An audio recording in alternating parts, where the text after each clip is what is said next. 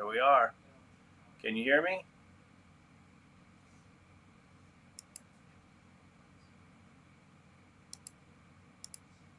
There's Nicholas. Can you hear me, Nick?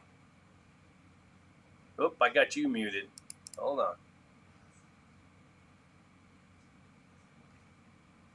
I have trouble with this every time.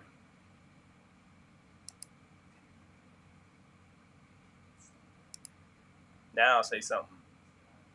Check, mic check. There you are. You're live. How's it going? Good. How are you doing? Doing pretty good. Let's see if I can get everything in here all at once. All right. Get rid of that. Got the wrong camera there. There's another camera. I'm learning, guys. Be patient with me.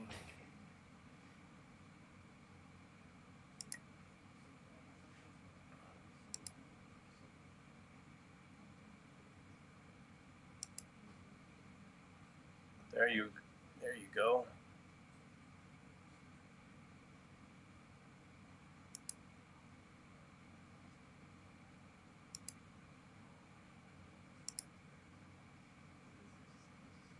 Get rid of that center one. How do I get rid of that center one now? Well, I got us both on there. That's a little bit of improvement. There we go.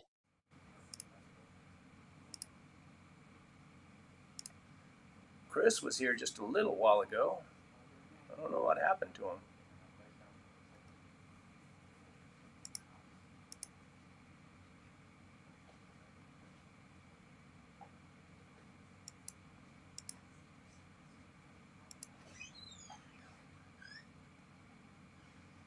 I think I got it figured out now.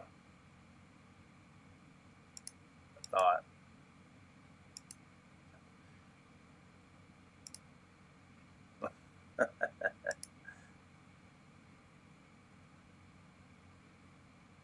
Dang it. I had it all worked out before we got on here. I thought. Now I even lost the chat. Where's the chat? Let's see if everybody's mad now.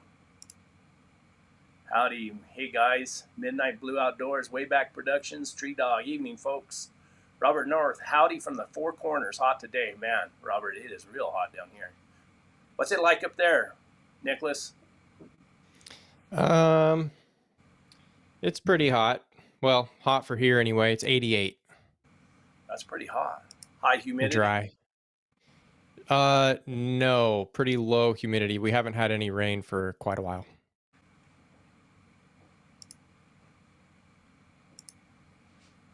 There we are.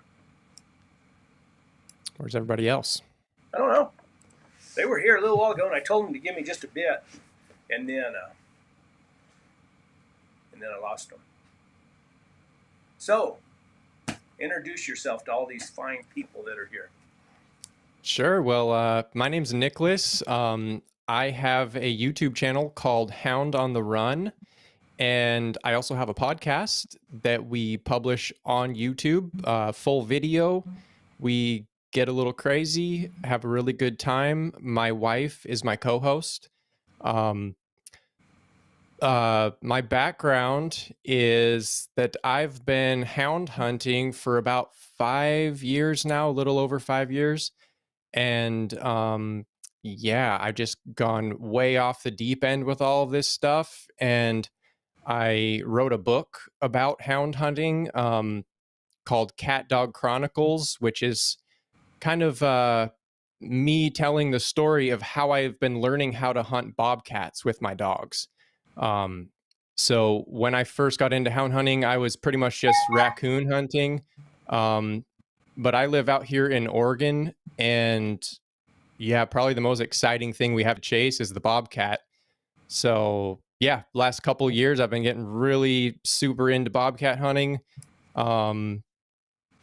And yeah, just trying to get after it as much as I can. Have a bunch of young dogs that I'm raising, and yeah, having a great time making videos about everything. And yeah, that's kind of me in a nutshell. And can I add something here and say that your wife is an excellent editor? My wife is an excellent editor. You are very, thank you. Very good. Thanks for pointing that out. Yep, she's better than I am, that's for sure. And then we just had Chris. Is your mic on, Chris? Oh, I got you muted somehow. How did I mute you? How do I unmute you? I don't think that's me, Chris. I think that's you. Because I have the interview unmuted.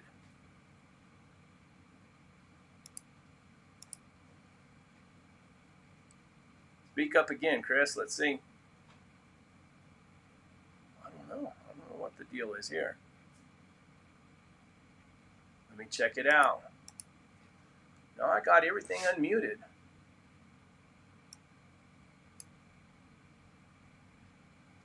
Is your mic on, Chris?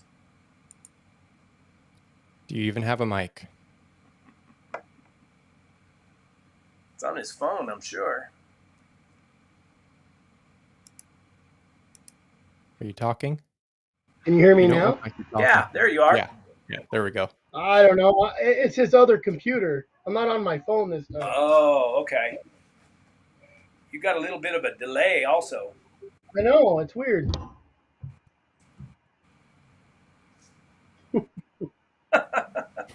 Now let me see if I can get the chat up here again. So introduce yourself, Chris. Tell us who you are. Where are you from? What do you do? Chris Watson. I do the anecdote of a houndsman YouTube. Man, that's driving me crazy watching me talk, and it's like way delayed. How delayed is it on your side? That's a little delayed. Feel like a kung fu movie over here. You see? Head mode. I don't know how. It's got. Do you have a pretty good internet connection there? Oh yeah. You need to speed up your microphone. Turn up the speed on the microphone. That'll fix it.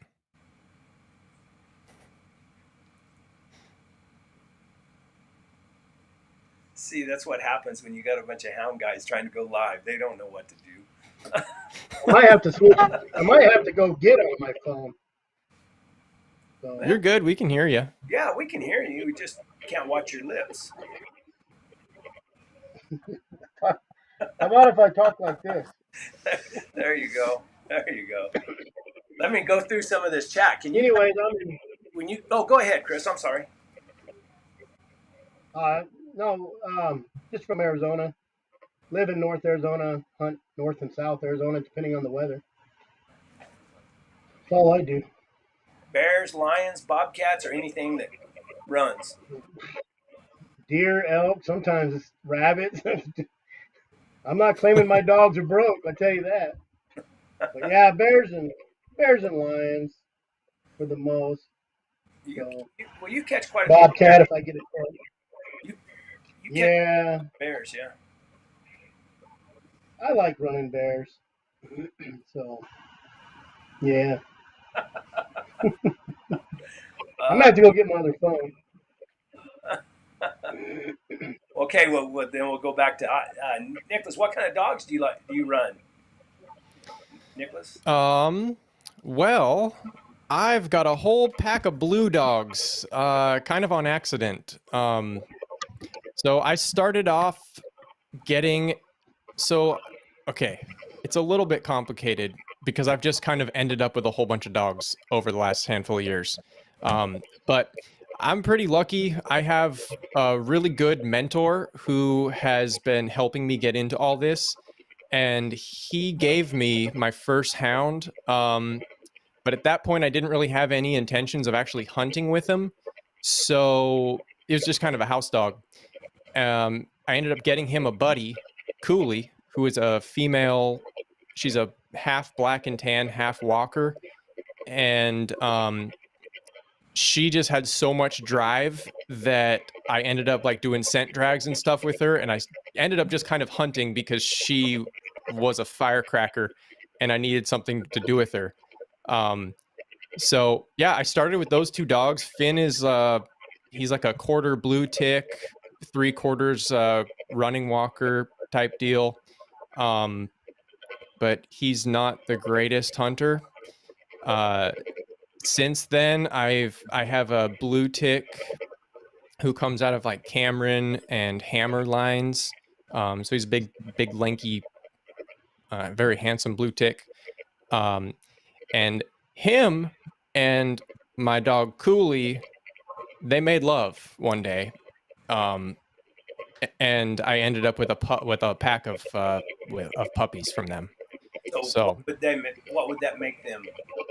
3/4 blue. So they are half blue tick, a quarter walker, and a quarter black and tan. So the last year, is the walker a running walker?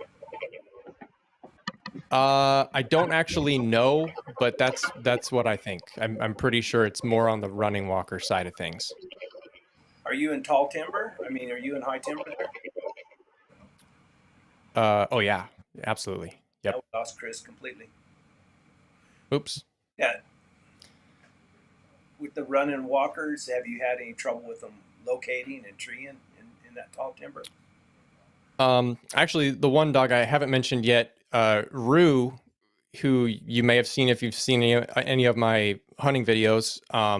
He's a full-on, like, I don't know what the exact ratio is, but he's a treeing walker, running walker cross, who comes out of my mentor's dogs. He's like 3.5 years old right now, and yeah, he definitely struggles more with locating and treeing. But most of my mentors' dogs, they don't really start treeing until they're at least like 2 years old. So they seem to be a little slower starting on that side of things. But they're super fast and they can move tracks like crazy. So, cool. We got. Let's see. Hey George. By now. Howdy. Hey George. Howdy. I finally got in a little bit of. I was going to try to get in some better friend service, but this is what. So if y'all lose me in and out, it's because I'm still over in Highland County. Let's hear you talk, Chris. Is it better now? Oh wow. You're not in a kung fu movie anymore. No, not no more. Everybody, George, introduce yourself. I'm George Lambert with Mountain Music of Mules YouTube channel, and basically we hunt in Virginia, the western side of Virginia. I mean, a lot of people get confused when I say West Virginia. A lot of people think I'm actually in the state of West Virginia, but I'm in western side of Virginia. And bear hunter deluxe. Yeah, we run bear with hounds. And you've been on. I mean, you've made a lot of videos, haven't you? Yeah, I've got a lot of videos stored from last year. So yeah, I'm trying to make one a week if possible. And when I say make one a week, that's just edit it out and get it up. It's all footage from last year. Oh wow. The one you put up today was pretty awesome. I almost scrapped that video, but it was just short. We're missing a lot of footage from that day, but I decided to get the best whatever I could out of it and upload it. I missed it. I've been busy. I mean, I've been busy all day. I'll try to keep track of the question or the chat here. Can you guys see the? Oh, it says Brett. You could be a little louder. Let's see if I can figure out how to do that. Is that louder? Sound fine to me, but yeah, same here. Yeah, it's not bad. John is here. I think we got room for him in here somewhere. I seen that he uploaded one of his cooking videos today. yeah, unboxed his grill. Oh, really? I didn't get to watch it in the notification that it came up, and I didn't get to. I haven't had time to do much really. So I've had grandkids down for the last couple weeks or last week, and family in and out. And we've been really busy. taking care of grandkids. I got 5 grandkids, so I got Yeah. to here. They live a long ways away. Keep you busy. Yeah, they live a long ways away, so when they come, I pay a lot of attention to them. So, what kind of dogs do you use, George? Mutts, basically. They would be, I call them English hounds, but that's not really all true. They got mostly English blood in them, but they're mixed. They have Plott in them, red bone, a little bit of everything, but primarily English. English dogs. And did you get them around that area where you're at, or did you be raised most of them, or? So pretty much, basically every single one I own has been either raised by me or they've all been raised by me, but most of them have been bred also. Yeah. I've actually made the crosses. Some of them accidental, some of them on purpose. Yeah. But yeah, and it all goes back to even before I even knew what, and I still don't really know what I'm doing, but back before I knew anything about breeding, they, I just got lucky with a couple crosses, and they threw good pups, and basically I'd call it breeding best to best, pretty much. Not really. Now I watch their background and stuff a lot more than what I used to, but I still kind of follow the best hound to the best hound. While watching their background, and then basically have pups and see how they do. I That's all know you can do. I got the wrong microphone working, I think, and I don't know how to fix it. Oh, is it picking up your computer mic or something? Yeah, and I had earlier. I had the Yeti mic. That's what's going on. But you guys know, every time I get to messing with stuff, I screw everything up.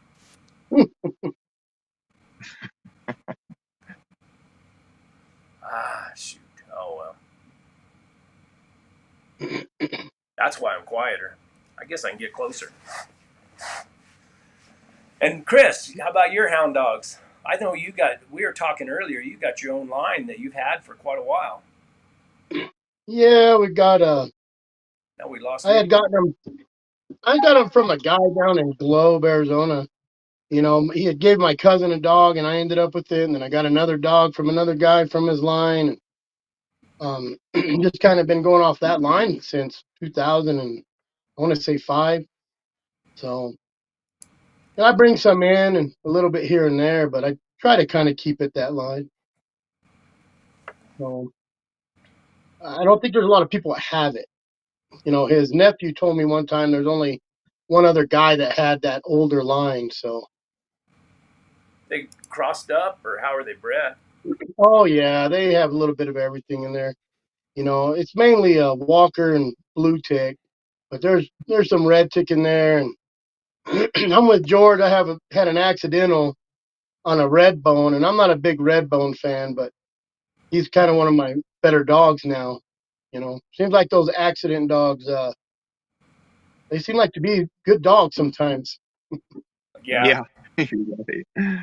That's I had someone. I got some puppies on the ground now that I've had a lot of people calling, or sending me messages asking me about them, and I told somebody what I wanted for them, and they said, "Well, that's a fair price for a grade dog." And I thought, out here, a registered hound is almost unheard of. I mean, especially for dry ground lion hunting, because what we've used over the years is just what these ranchers have traded back and forth for years and years, and the only thing you got to go by is say, oh yeah, this is out of so and so's, good burly dog or whatever, nothing particular, but that's as far as registered dogs. I mean, I've been doing it for 20-something years now. I don't know nothing about them. I guess I only know one guy in Arizona that has some registered English reds, and he's not really out line hunting a lot. I don't even know what he does. I don't even know if he's in it anymore. He did some bobcat stuff, but There's not a lot of paper dogs out this way. It's all about the name, whose line it's out of in Exactly. Arizona. Same way here. You I mean, of course, you got the famous, the Lees and the Terrell Shelley, know? Smiths and Larry Hendricks and the Hendersons and guys like that, and that's where most of these dogs came from. I mean, these dry ground lion hounds, the they all and those guys' dogs, Terrell or Shelley dogs and Smiths and them, they go back to a lot of the Lee brothers stuff, but they also and they brought in some registered stuff at one time. And if you ever watch that interview I did with I can't remember all the guys' names, but they brought in some registered dogs one time and bred into their dogs. Yeah. But we got paper. John said papers don't make treeing dogs. Nope. Be like my grandfather used to tell me. He said, paper will sit still. You can write anything on it. So, Yeah. All that paper's good for is see who the daddy was, or you know. But like, I was talking to a guy last week, and back east they love them paper dogs, and but the only paper I have Especially, is my little journal, that says who's born when and what and out of who. But they love them because they do those trials and all the champions, and not a lot of that going on out here in Arizona or New Mexico. no, I mean, I've got Have trials out there like coonhound trials and stuff? The one I go to is very small. There's no more than 30 dogs. I mean, when we get real busy, it might be 50 dogs, and it's not, we do the big bear drag or lion drag, and there's 30, 40 dogs, but it's a real small, and it's not papered. Every once in a while, the UKC lady or AKC, whatever she does, she comes out, but there's really only her dogs and maybe one or two others that might come in here. So it ain't hard to be a champion when there's only 5 dogs in the competition, Right. But I know they have a coon or raccoon hunting deal here, but I joined the club, the Hound Club, whatever it was, but I've never been to any of their deals or anything like that. I would be embarrassed what my dogs would do with something like that. Probably chase Lena. I have my lead dog. He'll chase bear all day long by himself and tree him. And I take him to the hound trials, and he don't want nothing to do with it really. He just runs the run, But it's a good hound. It's good. Those hound trials are good for puppies. Get them used to a bunch of other dogs. It's good for the kids too. yeah. Oh yeah, I bet. So I still would like to get this thing fixed.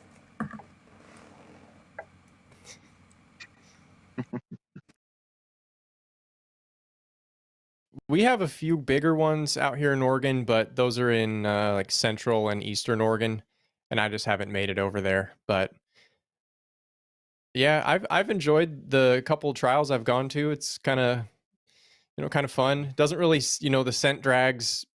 It doesn't really. It seems like its own separate thing. It's not really, doesn't really feel like hunting or running an actual track to me. But it is kind of cool to have that, controlled environment to see, compare dogs and see how they're performing. But hey, can you hear me now? Is that better? Oh yeah, way better. Yeah, there you go. I think I got it working. Look at that. Good job. Blind squirrel finds a nut every now and then. Yeah, I have my dogs. I just got lucky a long time ago. I used to run coyotes all the time with my stag hounds, and I went hunting with a friend of mine, and we caught a big tom up there on a ranch, and it just fascinated. It hooked me, and I'd had Airedales and stuff, and had some hounds when I was younger, but I didn't really have an opportunity to do much with them. And then I caught a lion with my stag hounds, with my running hounds. And I thought, man, I got to figure out how to hunt these things out here. And a friend of mine told me of a set of dogs that was for sale. And I had a Polaris Sportsman 4-wheeler. And I went and sold that thing. And I took that money straight down to Texas and bought 4 dogs right there. 5 dogs. And that's basically where everything I've got comes from. I mean, I've got another dog that came from Larry Hendricks or Benny Griffith, which come from Larry Hendricks and Mike Leonard. And that's and then I've just bred them up from there. And then here lately, I bred that running dog into him. Running Walker came from Cody King, way down South Texas. And I got he's a half running Walker, half blue tick.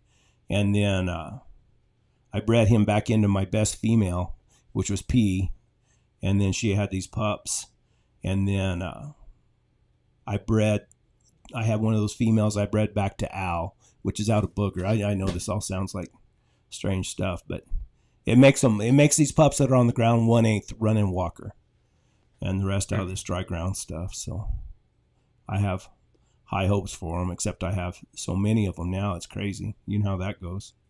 You know, Don't you have a litter on the ground right now? I do.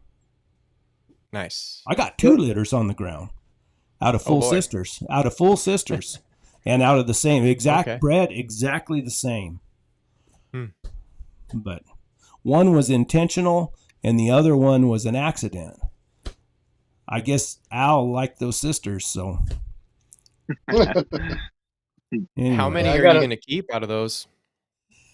Well, that's where I've been debating on what I'm going to do. I'm not like Chris. I kind of get attached to him, and I've got one of the quarter running dogs that I'll probably sell, and he's real nice, sensible dog. I haven't had the opportunity to get much out of him yet, and I've got an older dog that my Uno dog. I was thinking I might sell him. I'm not going to say he's a broke hound, but he'll dang sure trail a lion, and he'll trail it as good as anything around. He's real cold nosed and good tree dog. And I got some video that I need to edit at some point, and see about, so at least they can say, yeah, he'll go catch a lion in this dirt. This country out here where we hunt here is just terrible, really. The good thing about it is I got it all to myself. What's the highest number of puppies you've raised at a time? Or trained them? Oh, all together and kept them all? Yeah. That's these terrorists. That's these 3. I mean, there was 4 of them in the litter, and one died, and I kept the other 3, and that's Uno and Timmy and Al. And and they all turned out. I mean, they'll all strike their own lion track and trail it, and out of those 3, probably Timmy is less likely to go out and just strike a track on his own. But once if you got him with the other dogs, he goes ahead and moves the track and does a good job. And he's not trashy. Timmy's not trashy. Now Uno's a little trashy. You got to watch Uno, but he'll strike a lion track, but he'll also sometimes strike a coyote track and a javelina track. He's not like he's going to strike one and run out of the country. It's just a little irritating because he'll get over there and he'll bark on it, and you get kind of excited, and he'll kind of get the other dogs to go over there to him, and they say, no, that's not right. So, go ahead. I got 6 puppies right now. 2 from last year, but they're doing good. They've been on bear already. Then I got 4 others that are just young, So Brett says I don't get attached, but I always have like 6, 7 puppies I'm trying to train. Which if I was ever to give advice to anybody, I'd say don't ever do that. Get one puppy at a time, two maybe, if you got Yeah, I older know. dogs. That's why I was asking, because I know, like, I kept three puppies from Cooley's litter last year, and like, trained them all at the same time. And I don't know, I had a lot of fun doing it that way, but everyone I talked to said, you're just crazy. Stick with one puppy at a time. Quit fooling around. And I'm like, but I like fooling around. So Yeah. try to take these puppies away from me. Yeah, I think if you have an but older dog, it makes it easier. yeah, I Yeah, agree. I definitely. run into the problem that I started 4 at one time, probably I think 8 or 9 years ago, and they all took off and did great. But now I'm in the position where all 4 of them are getting old at the same time, Oh, obviously, oh So now yeah, I'm in that a makes sense. pickle because I got 4 dogs that they're all my old dogs. Yeah. We're getting some comments. I'll try to get some of these comments. But so when I put those comments up, can you guys see them too? Yeah, we can see 'em. I can click on mine. I just found out if I click on the comment thing, it shows the comments. Oh, but when I clicked on it here, do you guys see it too? I see the one I from do. Chuck Miller Oh, okay. in the Yes, middle of that's the what I screen. do. Cool. Yeah. Cal Allen told me no more Cal, than 7 dogs allowed in a litter. I guess that it's a depends on how many tits that it's a good female has. rule. That's what I got is 2 litters of 7 each, and they're all doing okay. I got a litter of 3 that's 4 weeks old. I just gave parvo shots today. So I was going to name them Uno, Dos, and Tres, but the mom's name is Frosty. So my old lady got online and looked up different names for Frosty on the internet. So they're all going to be named Frosty, just in Indonesian, Russian, and Malaysian or Spanish or something. I always find when you're naming a dog, it needs to be very yellable. So how is that going to work? Can you, if No, it is, because I looked up a okay, Chinese name and it was super long, and I tried to yell it, and yeah, she said, "You sound stupid." So, and then I used to let my kids name dogs. And here's a story with Cody Lynn, and I hope she's watching. That way she feels like a dummy. But she says she named a dog Yosemite, and we're like, okay, whatever. We called it Yosemite for years. And we're watching TV one day, and she goes, "Hey, look, that's my dog's name." I said, "Yosemite?" She said, "No, Yosemite." Oh my goodness. Yeah. So I guess if you ever want to go to Yosemite National Park, there you can. Those, I raised those 3, Al, Timmy, and Uno. I named Uno. My grandson named Al and Timmy, I think. And but I was living up there on the mountain at that time, and they just ran loose. They ran loose. I was way out there in the middle of nowhere, and I let them run loose. And at night I'd sleep there in that camper trailer, and I could open the windows, and at night I could hear them up there on the ridge. Hear them bawl. They'd start trailing on their own. And after they started getting out a little bit further than I felt safe, then I gathered them up and put them in the pen. And then there's a long period of a lot of resentment. They really get their feelings hurt when you start pinning them up. And then Yeah, I let my puppies run my yard for at least 3 months. I tried to go 4, but by the 4th month, I had my neighbors call me one time. I had a litter of 8. My neighbor called me and says, "Oh, your puppies, it's so cute. They're over here." And they're like 3 months old. They got my cat in the tree and they're all yelling at it. And I'm all, oh, yep, you say, time to probably put them up. Proud dad moment. It was a proud dad moment, you know. take a picture. Make sure you get it on video. Yeah, I think it's good to let them puppies run loose. Here's You you. know, the guy that I got puppies from, he always said, let them chase rabbits and squirrels and everything. Let them learn how to hunt before you teach them how to hunt, you know. And it worked. I've always let them go, and I used to have some barn lions around here running loose, and she used to have a litter perfect with all mine. And them dogs would chase that old cat around, that old house cat around. and she'd whack them in the face when they was 8 weeks, 10 weeks old, and they'd just. I have videos. I'll have to post them. The real crappy videos from 15 years ago, but I have them where she's up on a boat and they're baying up on, yelling at her, and she jumped down and they'd chase her around the shop. So it was great. Great to have a good Oh, barn cat that Oh teaches yeah. them dogs. Oh yeah. no. Wasn't it that Dave Carlson over there in Arizona had a cat that he used to train his pups with?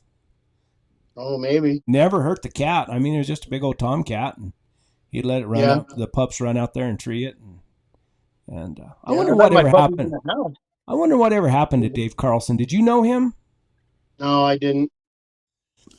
He I was stay in my cave. he was a character. I talked to him on the phone several times, and he did that. He trained.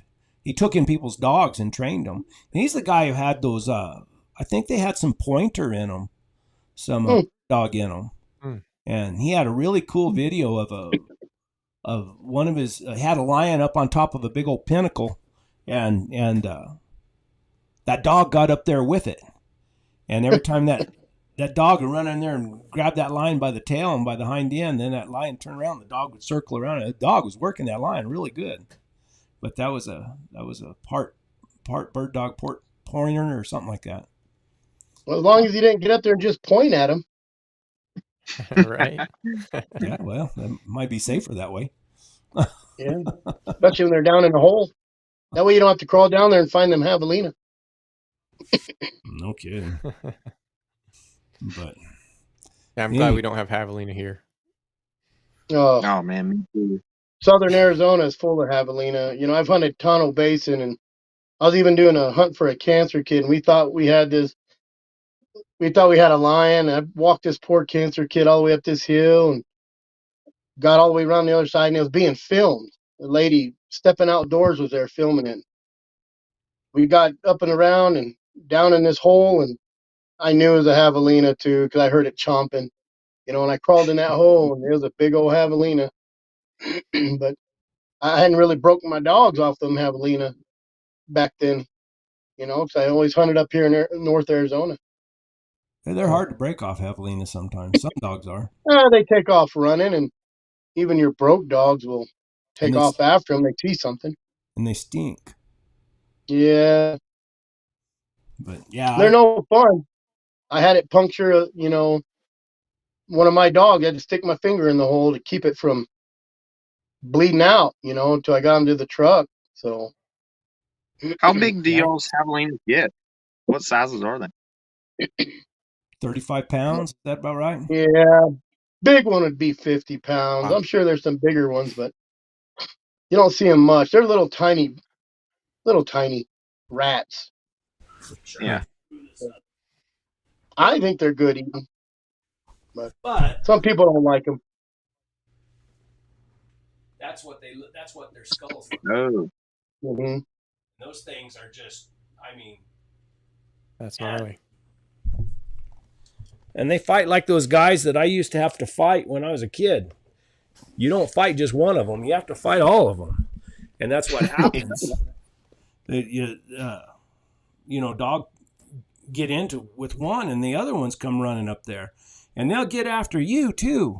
I mean, I killed that one. I made video. I talked to the Game and Fish about it, and they said it was all right.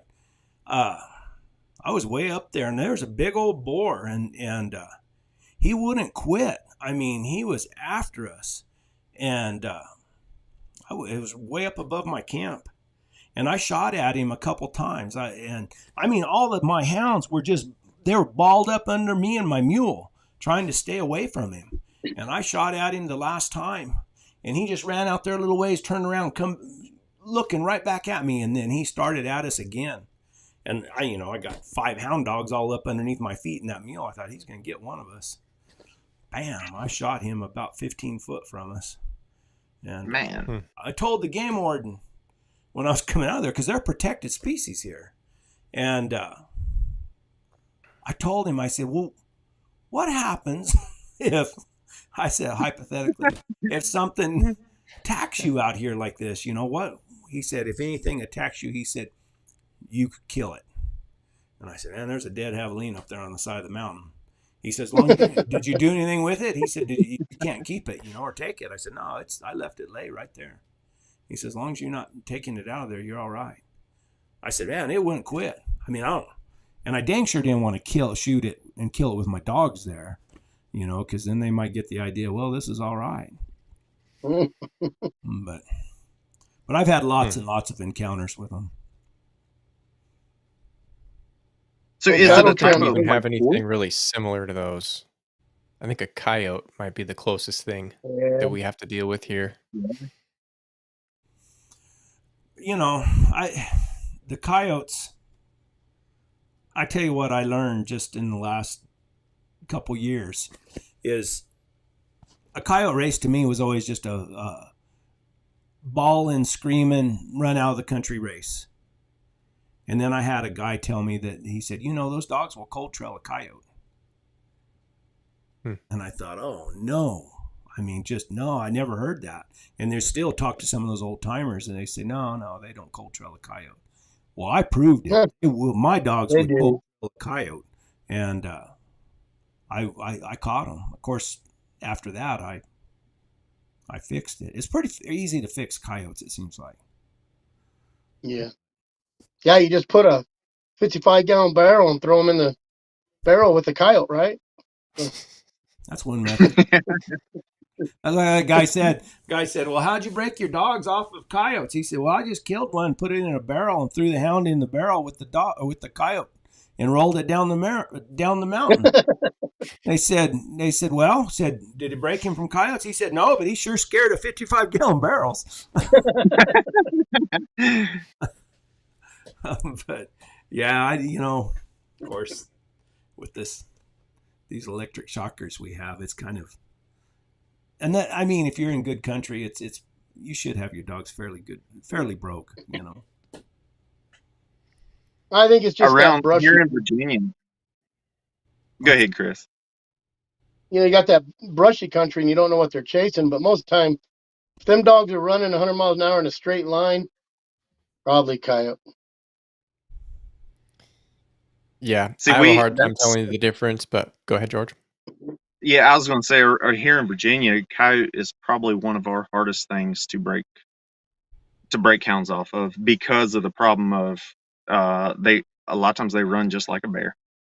That's like foxes. So, yeah, and we struggle with. I mean, I'm sure in the past that I've packed on coyote chases and everything, swearing up and down that it was a bear. Until finally you see it or catch it or just realize finally that something ain't right. The difference between coyotes and bears, in my opinion, is like I'll tell if it's a bear if it's running straight up a hill and then it'll circle the top of that hill a couple of times, or come down and go to another hill and circle. Over here in Arizona, so we got some different terrain though. Maybe. How do you tell the difference between a fox and a lion? Oh, you don't. You get to the tree and say it's a fox. What, I don't know. They run a little different. Hey, they act a little different. I think those dogs go more from rock to rock when they're trailing a fox than a lion. Some of this country I don't have like rock in up here. It's just pine needle, So. Oh yeah. I mean, I think you could tell with the dogs. I've never really had a problem with fox that I know of that I've ever caught them. I'm sure I have, but I know when I hunted with Elizabeth, she knew when her dogs were on a fox. How did she tell? Just because she could read her dogs that well? Oh, she reads her dogs like a book. Yeah. So she spends 100% of her time with her dogs. That's good. So, yeah. I know I trail a lot of foxes, and I mean I watch, and if if I'm pretty sure it's a fox and we're not going the way I want to go, then I get after them, make them come back. But yeah. I don't burn them up on it. I kind of pride myself. I keep a pretty good handle on my dogs, so I can call them off on most everything. And then, I caught a lion up there.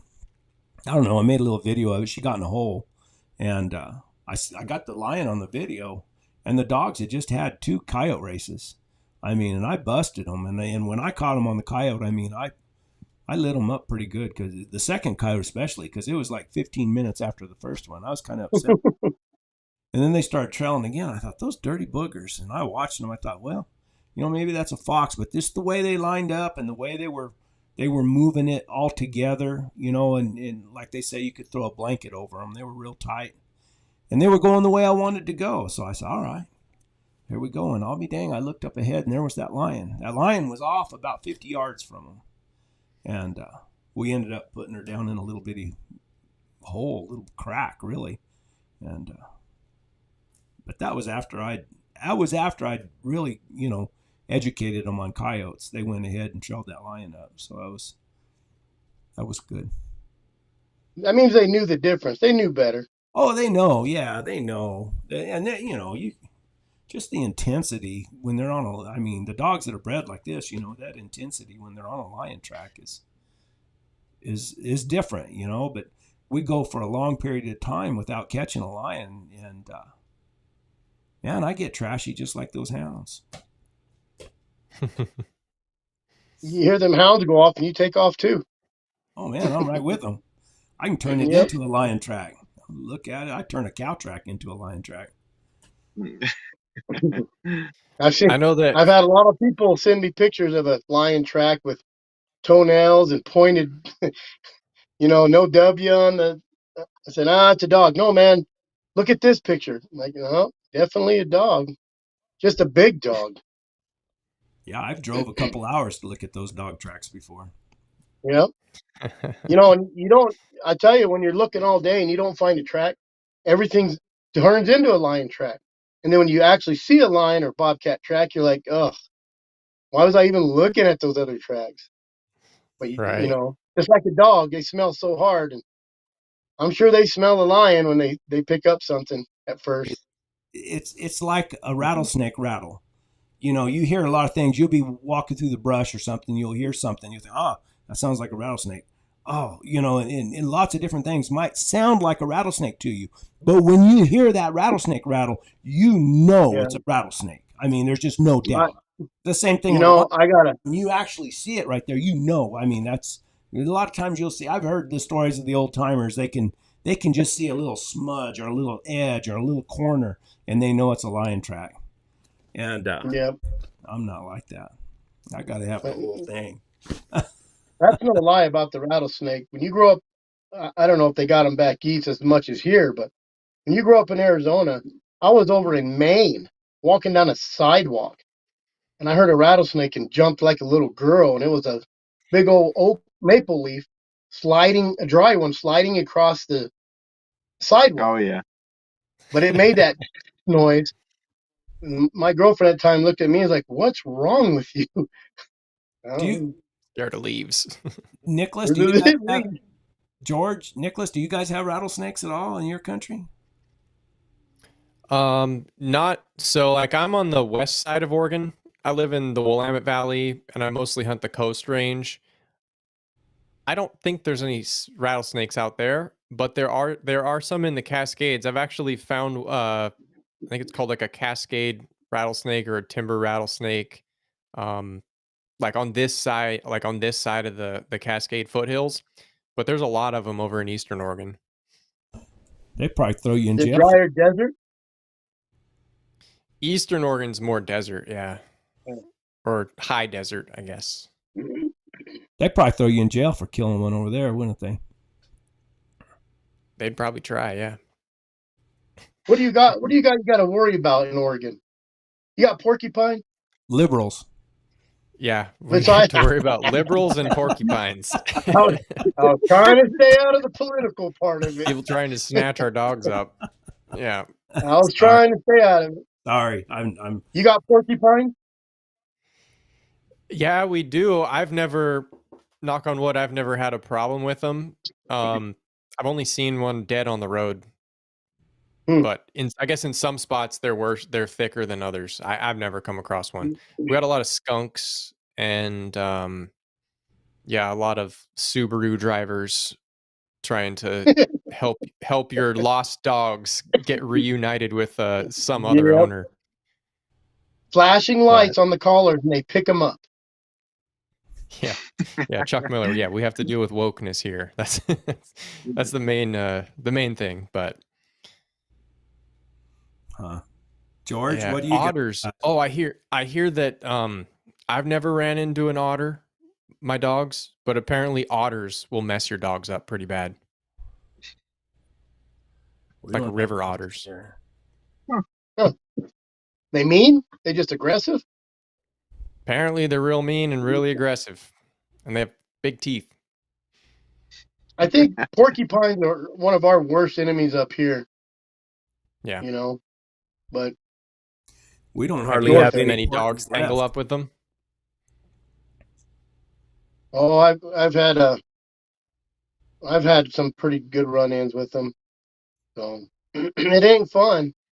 And I got to the point where I don't really take my dogs to the vet. I just pop him some pills and pull him. But I had one dog that would just try to bite you when he's pulling him out of his tongue and mouth. And I gave him a shot of penicillin, and this is where all the wokeness people will probably be mad. But I let him fester out of there, and it took a couple weeks. And I watered down his food and penicillin him up, and that was the last time. I pulled quills on him 2-3 times before. That last time I left him in and left, I got as many as I could, but I left some in his mouth, and he never he wouldn't mess with those porcupines no more. We used to have And a he bunch lived. of them when I was a kid. I was up northern New Mexico, and I had all those Airedales, and it was bad. The vet got where he gave me a shot where I could tranquilize my dogs, and then I could pull them out. But Romp them. Yeah, I forget what he gave me. Well, Romp them works real good if you can find a vet. I've had Rompum for my horse. Wait, what is it? Yeah, romp them. It's for horses. Oh, okay. Huh. Well, George brought another guest. George's in trouble. Why are you parking here? I gotta leave you. I gotta leave you guys with Scruffy. for a minute. Yeah, there's nothing stronger than a dog you're trying to pull quills on, because my buddy, we got his mouth full of quills, his dog, and there was 3 of us, 200+ pound guys, on this dog, and tight. We had him hobbled. I'm gonna tell you what, it still wasn't easy to pull them quills out of that dog, and he was hobbled, and man, we had him down. It's no fun. So Dang. I'm back. Arizona Traditional Outfitters said that he just had a buddy about 2 months ago. His dog got attacked by a coatimundi in Payson. that's weird. Killed his That's dog. weird because, yeah, I seen that. I just seen that. I've run into those coatimundis, and they, man, I've never had an aggressive one. They'll come up to you almost. They're real gentle usually. It's like a badger crossed with a coon, according to Chuck Miller. You know, Sounds up here frightening. in Globe, when I hunted Globe, I've run into them, and I've never had an aggressive one. That's crazy. Man, How big are those things? Like, how many pounds Bigger. do they weigh? Big as a coon. It's like a coon with a Okay. long tail. Huh. They're pretty Interesting. creatures. I think they have a season on them too, where you can kill them. Now, Does I don't anyone think they did target? Do you before. know of any hound hunters that actually target those things? I don't know any personally, No. but I've had my dogs trail them and tree them in Globe. Yeah. Well, Tunnel Basin area. So, we don't have them over here, but I would bet Scruff he'd probably be all oh over 'em. yeah. He'd be about it. Did you see that? Did you see that comment? Arizona Traditional Outfitters his buddy almost had a dog killed by one. Yeah, that's what I read his comment. Yeah. No, I was talking George. George was busy No, socializing. yeah. Oh, I was talking. The neighbor Someone- my neighbor was telling me. Well, actually, I better not say it on here. It was telling me about some big bucks he knew. Oh. What do you got over whitetail. there, George? So, Dangerous. For your dogs. how You got porcupines? well we don't have. So we've heard of porcupines, but it's one of them things where I've never personally seen one here in this area. And then kind of like Nicholas was saying, we do have the skunks, which they can be a pain. But snakes wise, we have rattlesnakes, just timber rattlers, and then copperheads. But snakes, we don't. If I see 5-6 a year, rattlesnakes, that's probably about average. Running into 5 or 6. Hmm. I think 2 or 3 years ago, I think we run into like 10 or 11 of them, and that was kind of a weird year. We usually don't see that many. We have a bunch. And rarely get a dog bit. Every once in a while it Yeah. happens, but it's not a big thing. How about Coda Mondays, Chris? Do you have them? We do. You see that guy just said on the comments that one almost killed his dog or his buddy's dog. They roll over on their back and get their throat cut out. Yeah, I've had them chased and treed, but I've never. Even when you're running out there, I've seen them Coda Mondays come up to you almost. I've treated. But I guess if you got a dog chewing on one, he'd get kind of mad.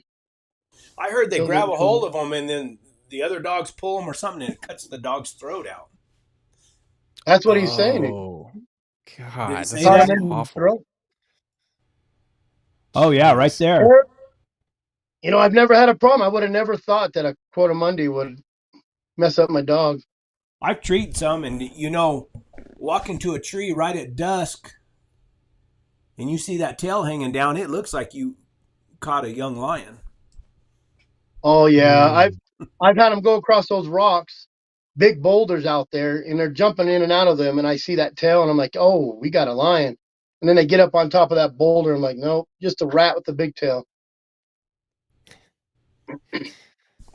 Now, how about bees? Do y'all have bees much? Any problem with bees?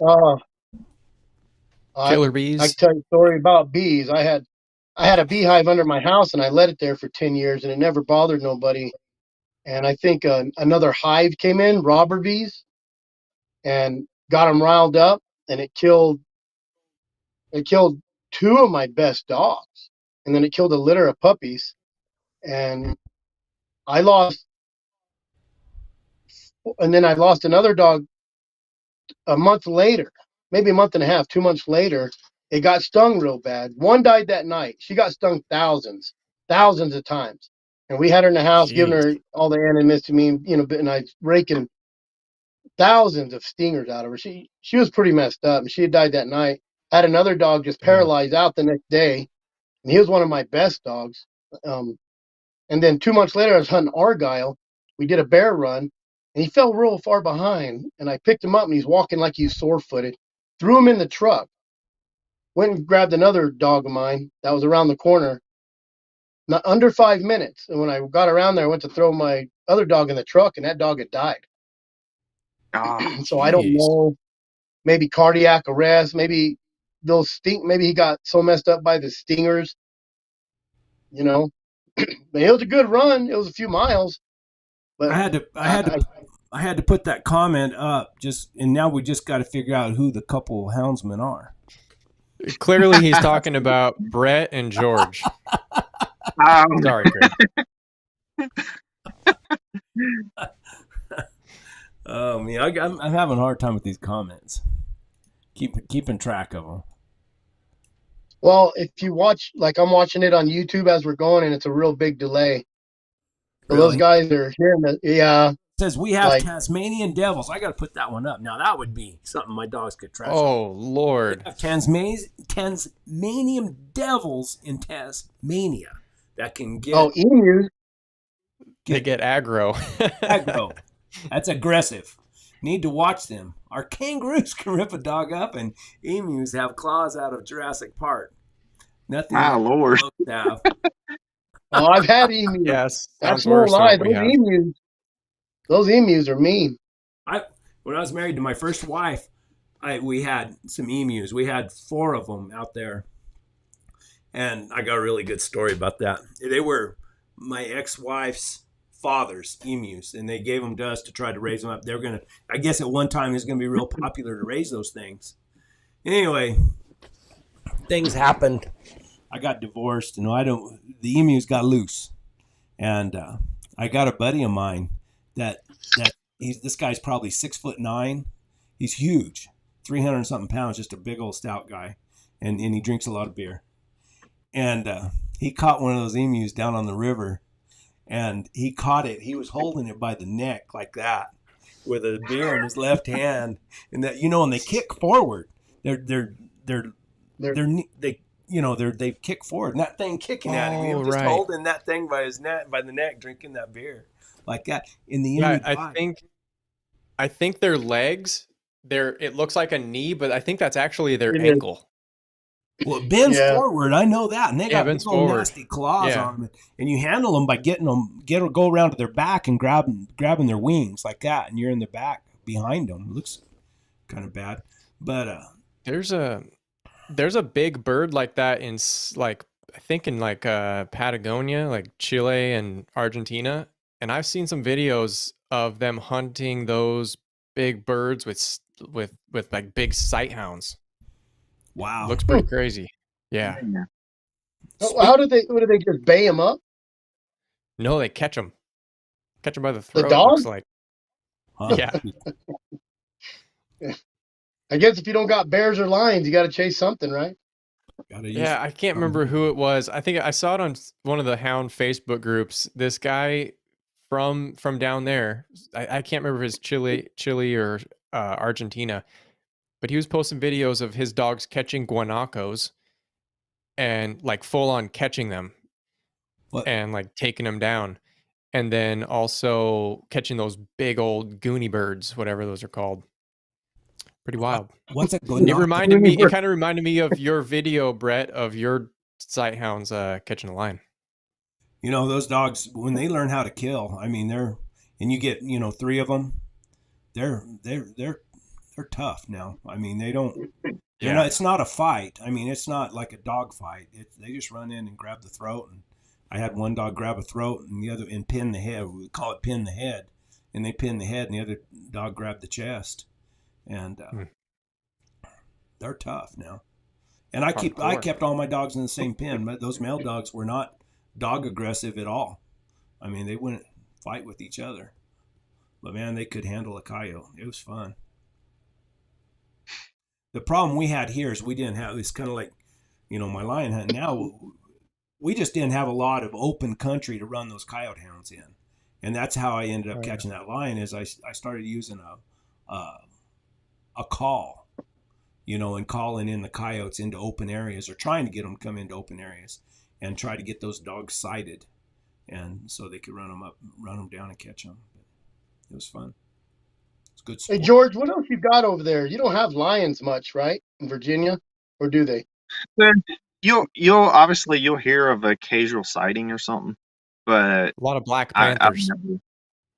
Yeah, obviously, Black Panther, but no. So basically, we don't have any lions. Yeah, we do. A lot of bobcats. Yeah, we got a decent population of bobcats. Your dogs have to get on them? Every once in a while. I've been to a few bobcat trees. It's pretty rare, but it does happen. If you've got a good bobcat dog in this country, you've got a really good dog. You think the ones can you guys kill them over there? Shoot them? Or no? What's that? What bobcats? Yeah, there's a reasonably lengthy season for bobcats over here, and I've actually considered letting the dogs run them, but I just have never. I don't know if I'm opening up a door I will want to close. Basically, I don't know if I want to do that or not. Here's a comment. You should open that door, George. Walk through it to the light. Yeah. I've crossbred some dogs over the last 40 years, and some want to tree up, so I send them to my friend, and he finishes them out on bear, lions, and bobcats. My fun is with coyotes. Gene, are those running walkers you're using, or what are they with those other kind of running dogs? What are they all?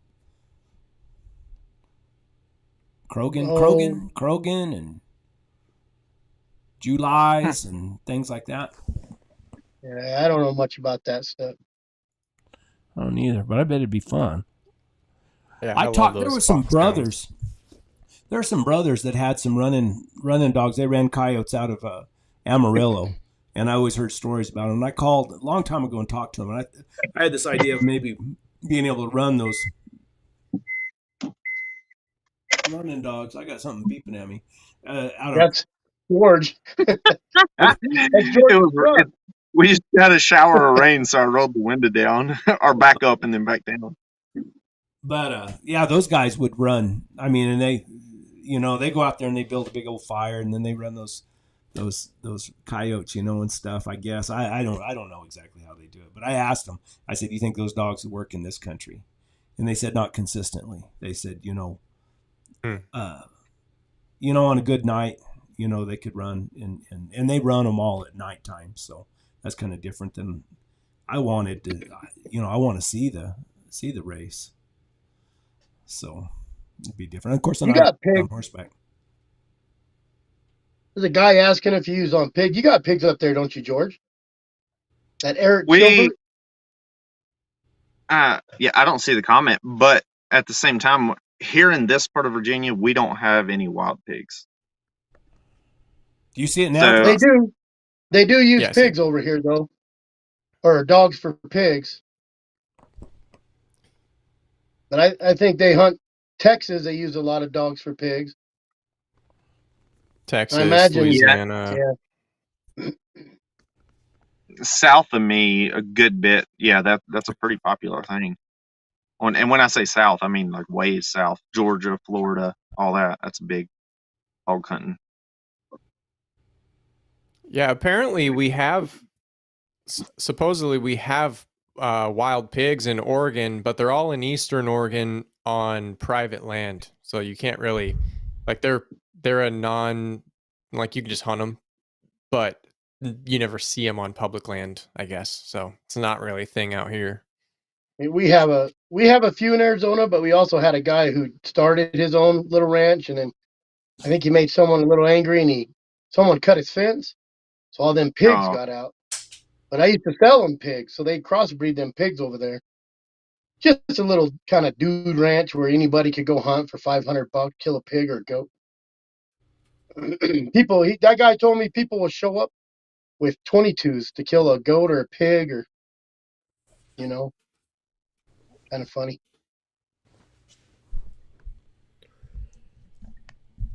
Okay, what are else, the guys? real- What questions? Somebody ask us some questions. Oh, it looks like Gene replied. He said his favorite is walkers, but he's in with both feet in trigs now. My ex-bred are Beagle, Basset, and Running Walker. Well, that is an interesting combo. Basset, what does Basset add to them? I wonder. Floppy To a running ears, dog? extra floppy ears.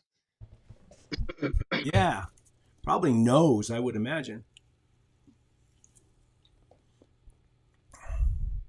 South Carolina, the fox hunters brought them. South Carolina fox hunters brought them to run. Now they're everywhere. Oh, the You talking about hogs. Yeah, I bet. Hog? Yeah, I bet so. That's no. Well, I've heard of people trying to smuggle them into Arizona too. I know somebody who smuggled some into New Mexico, Yeah, they'll be over here soon enough. and he'll remain nameless. Probably gonna get a call now. Yeah. Interrogate. How are the laws over there in gosh dang it, Oregon? As far as you can't hunt lion or bear, right? At all with dogs. With dogs, yeah, you can hunt them. You can't hunt lion at all, right? Or can you? No, you can with guns and bows and stuff. Yeah. So what happens when you tree a lion? Nothing. You let him go and go about your merry way. Yeah, Especially I don't know. running You're asking bobcat. the wrong person. What's that? Especially like you're running bobcat. I'm sure they're gonna run a lion. Yeah, I hear you're just supposed to just Walk leave away. the tree.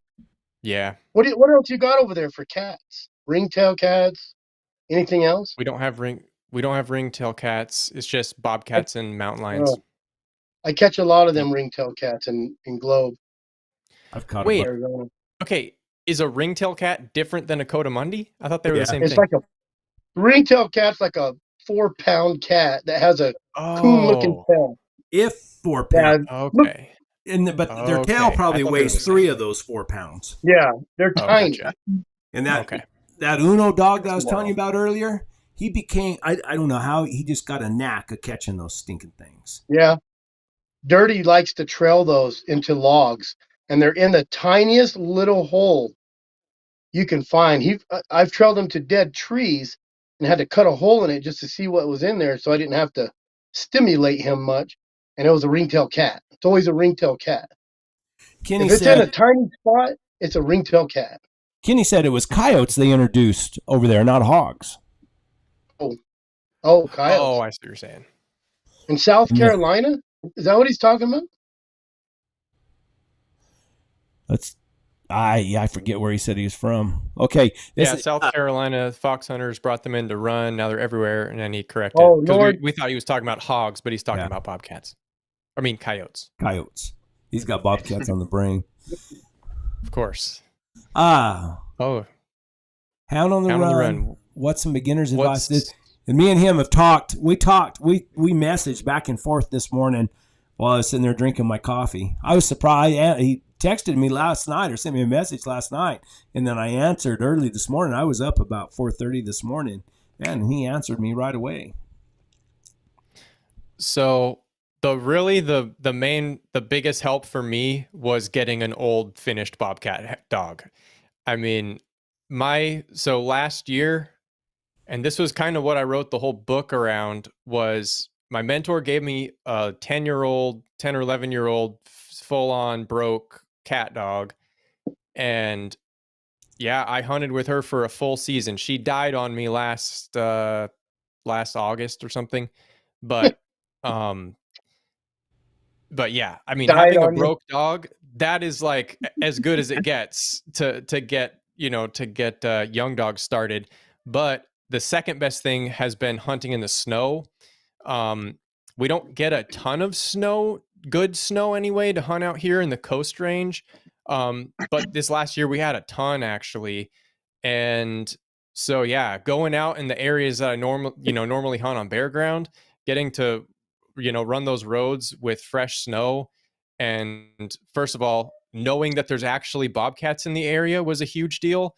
And yeah, just getting my dogs on fresh snow tracks has been really probably the biggest thing to get them started. Because otherwise, like, especially if you're in an area with a lot of coyotes, which is my case here, like, the young dogs, they just want to run, unless you have that old dog you can check them off of. It's just I don't know. It feels impossible to me to get dogs started on bobcats without either a ton of snow all the time or a finished dog to get them going. Makes You sense. know, I've heard some Hold up your people book. say, like, Do you have your book there, Nicholas? I actually, so I sell them through Oh. Amazon, and basically Amazon prints them to order when an order comes in. Okay. I had some on hand, but I sent them out to you guys actually. I did. I got one. So I have one down gave south. away all I my don't have one books. with me. I was looking. I got mine at the house. I know. Mine's at the house. What's the name of the book, and tell him where he can get it? It's called Cat Dog Chronicles. And It's on Amazon. Amazon. Yeah. And you kind of document your learning experience, don't you? Yes, exactly. So the timeline of the book is pretty much covers a full bobcat season. So starts in August or September and ends the end of February. So that's kind of the timeline of the book. And then each chapter is kind of me learning a different aspect of the whole hunt process.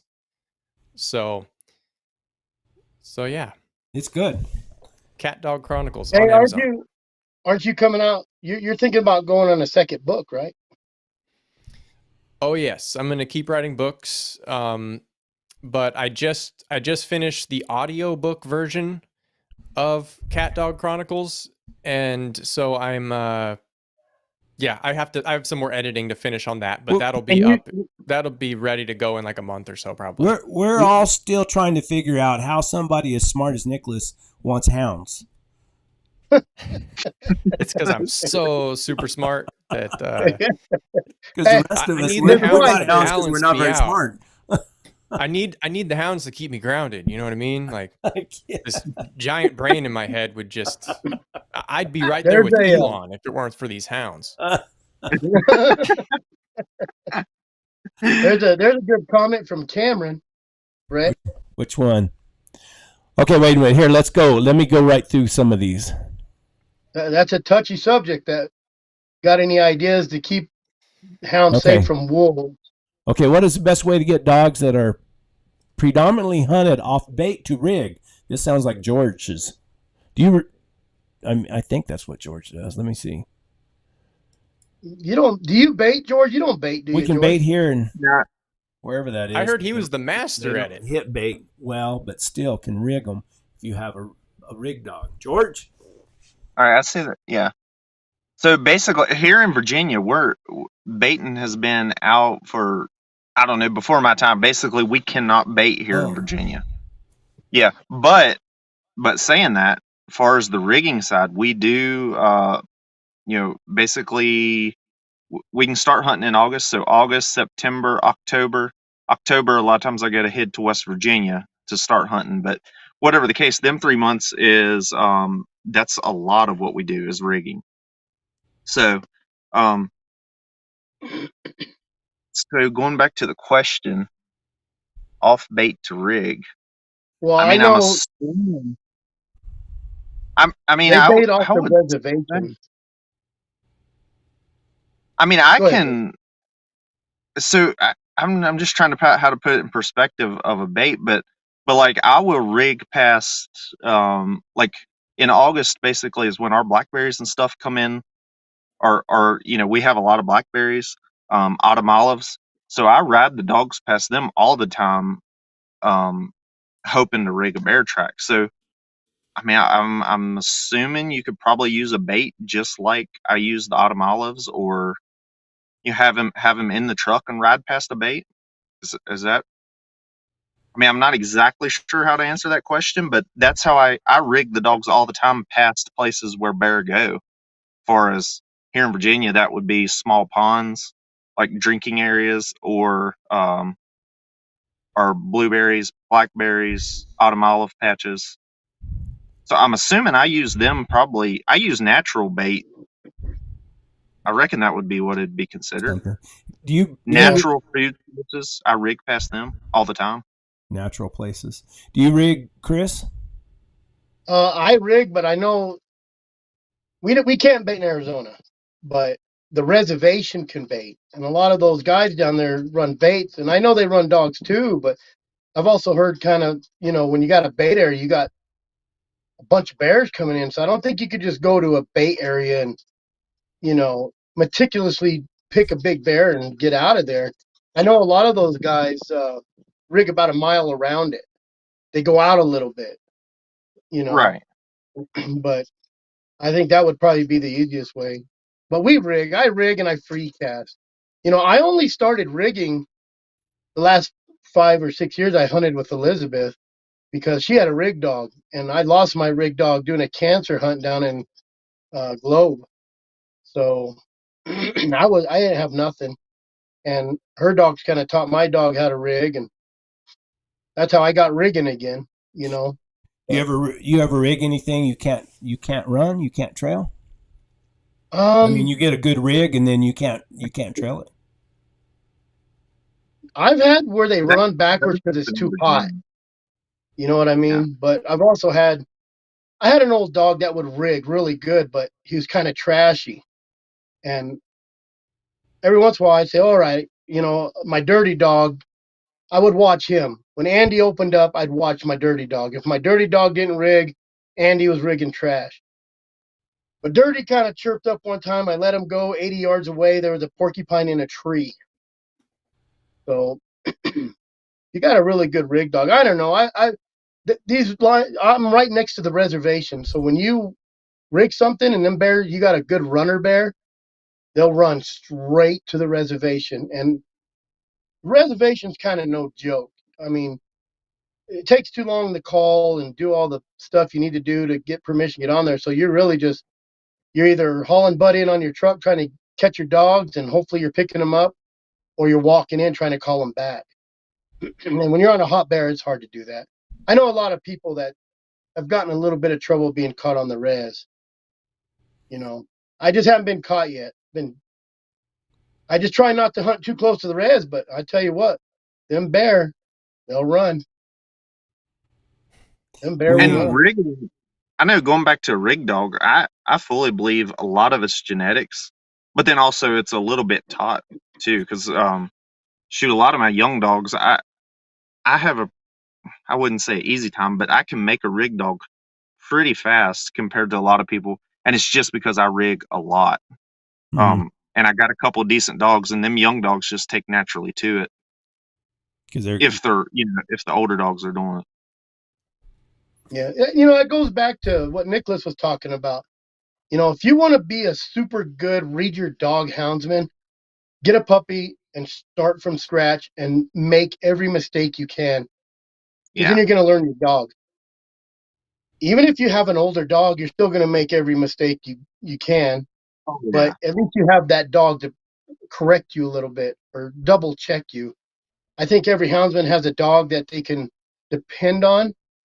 When everybody blows up on a rig and a dog lays down, it's not something they should be rigging. Yeah. So it's really, Nicholas is right. You got a good older dog. Oh, I hadn't had to train puppies for a long time because I've had some better older dogs.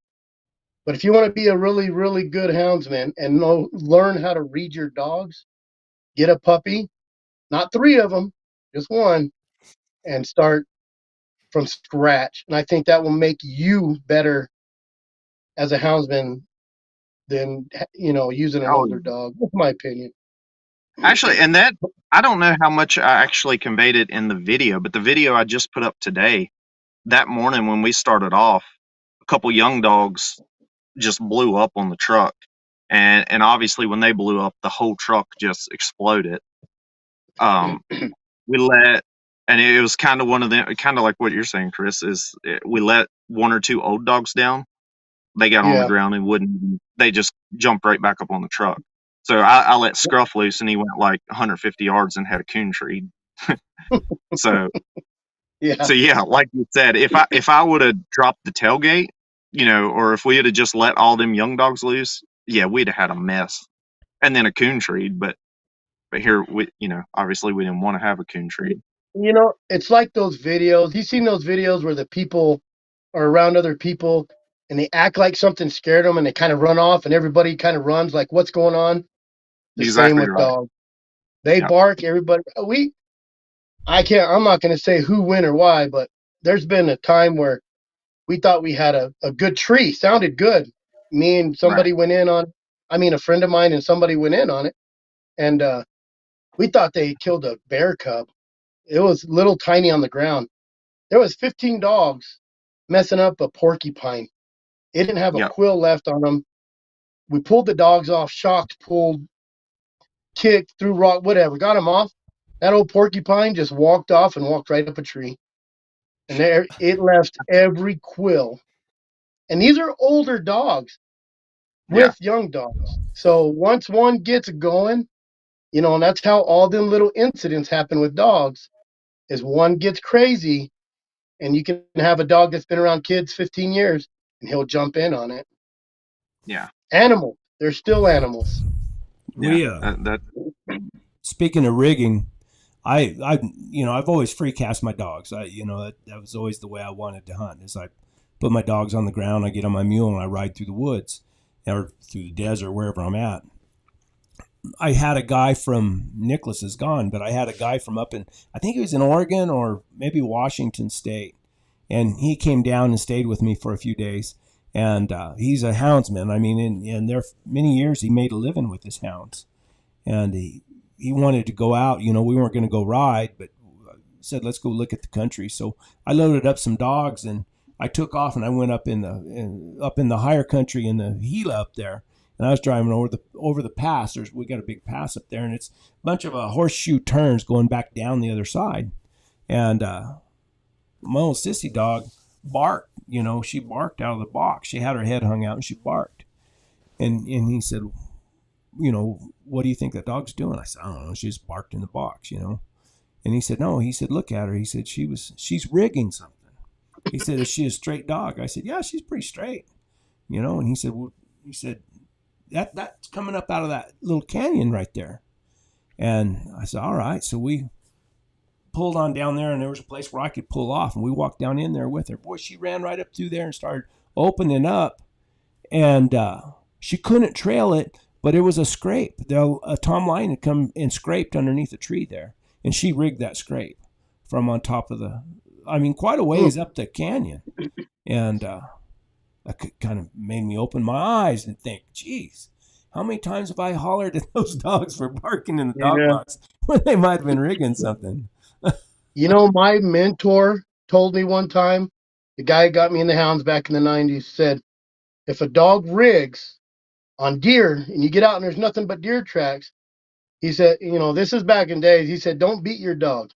You walk out and look around first, because them lion will follow them deer. So they may not be on that track of those deer. They may be across the road following those deer. But he said, always check your track first before you get crazy about the rig. Yeah. Well, I never talked to them. I'd holler at them and tell them to shut up, if they. Yeah.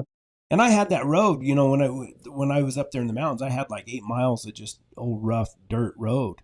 And, and I know they've probably rigged some bears in there, but I only ran bears up there for a couple years. I didn't like running bears in that country. I wasn't tough enough for that. Hey, real quick, that Garland Turner said Bassets add seriousness and negative attitude. Genetic code. You got to watch what Garland says. He'll tease you a little bit. Yeah. Negative attitude, genetic code. Oh. So. Hey, Brett. Oh, hey, guys. Here you go. How can I post? Where is Eric Silver from? He's not in the United States, right? is he? Tasmania. Where are you from, Eric? He asked a couple questions too down. I think he was asking what rigging means, and BB explained what rigging is. He watches my YouTube channel, and you know what? You're gonna have to. Go ahead. I was gonna say I heard I listened to some podcast. It was some kind of dog hunter in Australia, and he called them ute finders. Yeah. I heard that. He called like rig, what we would call a rig dog. He was calling a ute finder. Yeah. I thought BB explained it. Rigging's when they smell something off the truck there, Eric. Yeah, when you drive, a lot of guys like George and them, they'll drive roads and they got their dogs up on a rack, and those dogs, when those dogs bark, open up, and they're usually smelling a bear right there somewhere. And Australia, Victoria. And that, as far as the links go to their YouTube channel, I think if you get on YouTube and in the search bar, if you'll look up, Hound on the Run, Mountain Music and Mules, and Antidote of a Houndsman, they should pop up. And all of them have. I actually posted the links in the comments for all our channels. I don't know if it's. I see it on YouTube. Brain. I don't see it in our. Yeah. So they're in the comments, but maybe you could add it to the description after the fact. Yeah, I can do that. But back to rigging. I got an old dog. She looks like a red bone. She ain't pure red bone, but she would. She's too old now, but she would bounce up on top of my mule and rig riding the mule. Now, Nice. now, what is this about? You get all kinds. Look at this. The election of Donald Trump didn't create the left. Hate I it, seen that. revealed it. Huh. Then what Oh, did? well, I just, If it wasn't Trump, then who created the left? we welcome all kinds here. Yeah. Kenny will, hey, all you hunters need that audiobook to listen to while you're waiting for the dogs to strike. Yeah, there you go. Very good point. What a- Very good point. I want to go Thank over you. that. How much do you have to pay him to come on here, Nicholas? That's probably his wife under a different name. I planted him. You're right. He's an audience plant. I should have had my wife get on too. Yeah. I have a groupie.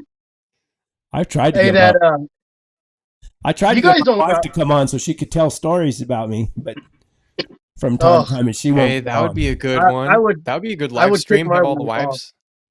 Oh, Oh, I don't yeah. think Be that's screwed. a good idea. We would be No. so screwed. Behind Yeah. the scenes, that's probably not good. Hey, so Cameron McLean said, "Got any ideas to keep hounds safe from wolves? You got wolves up there, Nicholas?" When a bear stop hunting baits, best to get Yeah, there's a bunch of wolves in Oregon. Luckily, they haven't made it very far west. They're mostly in the Yeah. northeast corner, but they're over by Mount Hood now, southern Oregon by Crater Lake. They're coming over this way. You spread like liberals. What about you, George? Yeah, pretty much. I mean, it's kind of like the mountain lion. You'll hear of occasional wolf, but it's not a problem around here. Didn't they do something back east with the red wolf? Is that? It's, I think and that's honestly, further. yeah, they did something with the red wolves, but honestly, I really don't know the actual real true story. So But you don't have no problem with wolves then. we don't have any problem with wolves. No. Have you had Yeah, trouble we with got- wolves, Chris? You know, down when you get towards Alpine, over there down the Blue and all that, that's where they started dumping them. And then they've moved, honestly, close enough to where they're only like 10, 15 miles from my house now. Ah, So But they're not those That's big not old good. northern wolves like those guys got. it's those Mexican gray wolves. Yeah, they're not as big. I But they still cause damage, you know. Yeah. I've heard We of some people having trouble with wolves down in like east south Arizona over there by Alpine and Unit 1 and 27 down there by the Blue. Yeah, I've heard the blue. But Yeah, You know, and it's big country down there. There's not a lot of roads. So, you know, even on a mule, you may not get to them fast enough. And I've heard people say that they'll get what do they get? Those big those wolf hounds or like another dog to run with their hounds just in case. But I don't know anybody personally. every once in a while we'll have a little bit of problem with coyotes. If you got one dog treed somewhere, sometimes coyotes come in and run them off. But North that's, Carolina. That's where they did that red wolf. oh, okay. Do you do guided bear hunts, Chris? Yeah, You bet. at your own risk. You have to sign a waiver. Yeah, Not You can't- responsible for accidents. not responsible for fillings. Yeah. I'm a real funny guy. Just ask me. I don't know about everybody else. There you go. The red wolves are in the alligator refuge in North Carolina. Smoky Mountain too. I'm going to Several Wisconsin years and run ago. bears this September, and the wolves are bad up there. I've heard those guys have problems with those big old wolves up there in Wisconsin. Oh, Yeah, those screw that. wolves. They're monsters. You know, that's where they come across fields of 30 elk slaughters. Nothing ate. You know. But Thanks, and he Clayton. said right there, Kenny Bolt said they released red wolf in Smoky Mountain several years ago, but they were killing the elk, so they trapped them back out. It's the same story all the time, you know. Yeah. Well, I'll tell you what, those people in Idaho, they're taking care of the wolves now. Yeah. They've got an open season, I guess, year round, and as many as you want.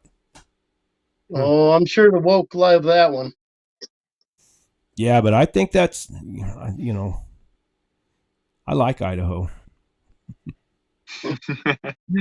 I really like Idaho. But they're going to release. They're supposed to introduce those wolves into Colorado now, so it won't be long until they're in northern New Mexico. What happened? Uh-oh. You're frozen, Chris. Well, I don't know what happened. Touched my phone. Trying to figure out how to get back. Come on, Chris. Oh, goodness. It's not letting me on.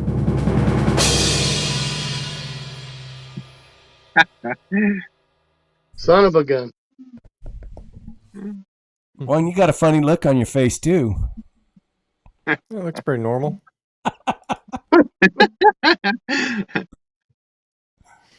Yeah, wolves and alligators in the same refuge. That sounds like a place I would avoid. Hey, look at this guy. Hey. Nightlife Kennel. Oh, and Nightlife Kennel. Nick. Now we lost Chris. Oh, And Chris is gone. Whoa, there he's at. I've been here. It just like disappeared on me. I pulled the bread on that one. I'm not even running it and I messed it all up. Should explain to everybody. We've been doing, like, we get together on Monday nights usually, just private, and I usually screw everything up. It takes me 30 minutes just to get everybody's audio to work. Maybe we should keep all that to ourselves. I don't know. Recording the podcast, I've had just terrible technical problems anytime I try to remote somebody in. Really? It's just, oh yeah. This program you're using seems to be way better than Skype or Zoom. So that's Yeah. good. It's Ecamm Live. It's real simple to use too. I mean, it's hard for me to screw it up. I do sometimes, but it's hard for me to screw it up. Let's see, what else do we got going on? Biggest black bears in the world in the alligator refuge. Man. Interesting. I think there's bears some big eat the black alligators. bears back east. the north. We'll Yeah, get a but not 500-pound bear Yeah. every once in a while in Arizona, but back east, I've seen some of them 600-700-pound bears. Fat. Dang. South of Virginia, there's some monsters. But here, where I am in the mountains, I mean, we consider a 250, 300-pound bear a big bear. You know. That's Arizona. Good Yeah. 300-pound bear. Yeah. Not enough roads can't get to the bears. One of the reasons I quit running bears up where my camp was is because there was no roads. Oh, Sometimes I'd run a bear and I might look for my dogs for 3 days. no, them bears, they'll go miles and miles and miles. Oh, jeez, and that country was so rough. I mean, and for an old man, it was hard. Yep. Yeah, they think it's cheating when you're on a mule following dogs, but man, there's a lot of places you can't get through on a mule. Oh, that's something we haven't talked about. All three of us. Nicholas is the odd one out. He doesn't have a mule. We're gonna have to I'm get him muleless. fixed up. I Not feel really yet. bad about myself because of it. All of us ride mules. I got some donkeys that you could try out first, Nick. Hey, I'd take a donkey. Sounds like fun. My 8-year-olds ride them. I posted a picture of my 25-year-old son riding them, and everybody got onto my case because it wasn't humane. It was Oh, you're gonna torturing hurt the the animal. donkey. Hey, he's riding them bareback.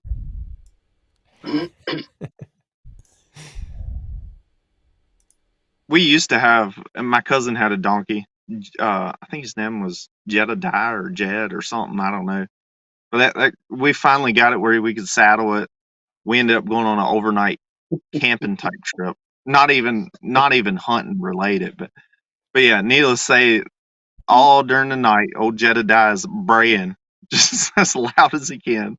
He was Next lonely. morning, we get old Jedediah packed back up, and something spooked him, and I mean, down the mountain he went, just losing pack and stuff everywhere. We had stuff strung all over the place. Anytime somebody says, a mule guy says, we got him to where we could saddle him and start your story off like that, it's going to be a good story. Guys, I'm going to leave it to you again. That old man thing's going on with me. No. So I guess, let me see, found hogs on public. Can't wait. On a good Yodi run, I've had some dogs that have 28 miles on the collar. I don't doubt that. Yeah. I've chased coyotes 28 miles in my pickup. Yeah, out here, the coyotes, they will hit the roads because I'm mostly hunting in like logging country. So there's little roads everywhere. But those coyotes will hit the road and just run forever. It's not good if the dogs get on one like that. Yeah. No. Yeah. So, what was I going to ask? Porch a few nights ago. I'm reading all the comments here. Mm-hmm.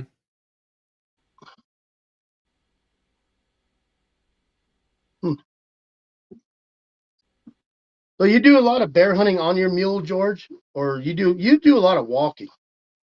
Yeah, it's both. I mean, reality is out here.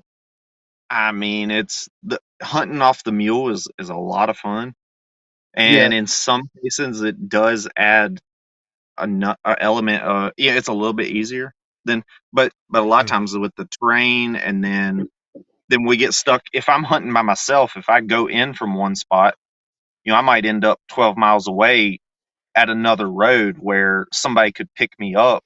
But if I got a mule, I got to ride it all the way back through, or get somebody to pick up my horse trailer and come all the way around. So yeah, there's times when I probably walk and rig more than I use the mule, but I do use the mule a lot, especially in our late season. Yeah. Gene Morris said in summer, some Yodis will run down blacktop to throw dogs. Let me tell you something about. I used to be an avid coyote hunter. Like every weekend, I'd kill 30 dogs a month. Now, out in the desert in these farmlands, you can't hardly find a coyote. But you want to find a coyote? Go into the housing complexes. Go to all these. Yeah.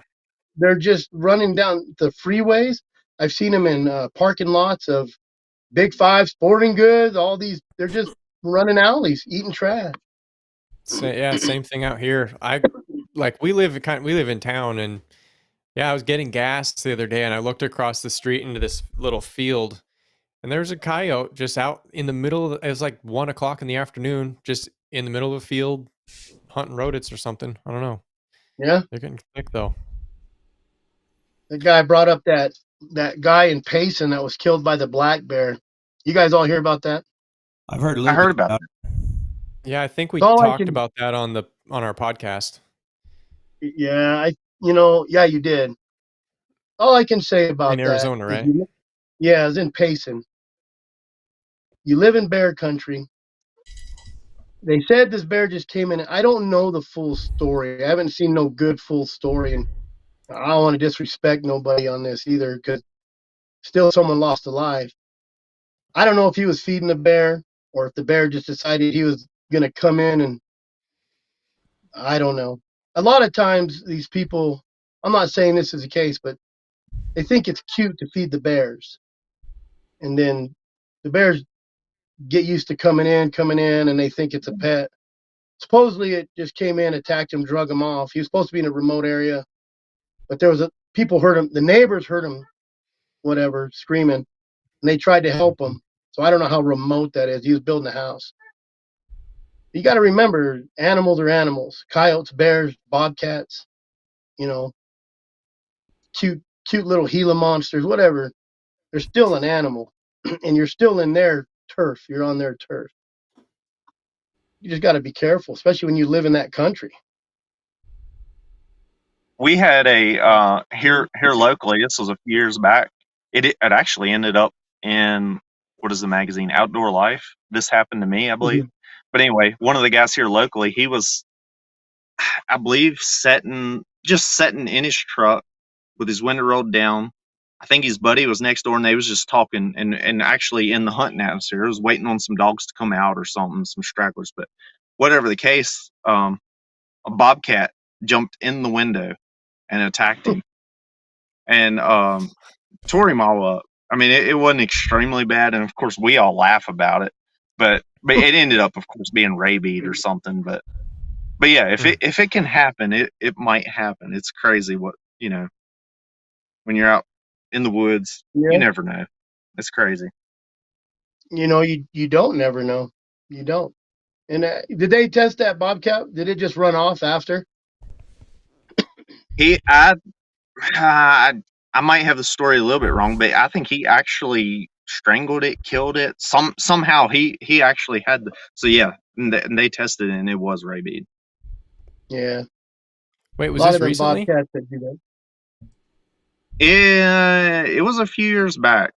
So you could probably, like I say, it made the whatever that place in the outdoor life. This happened to me, I think.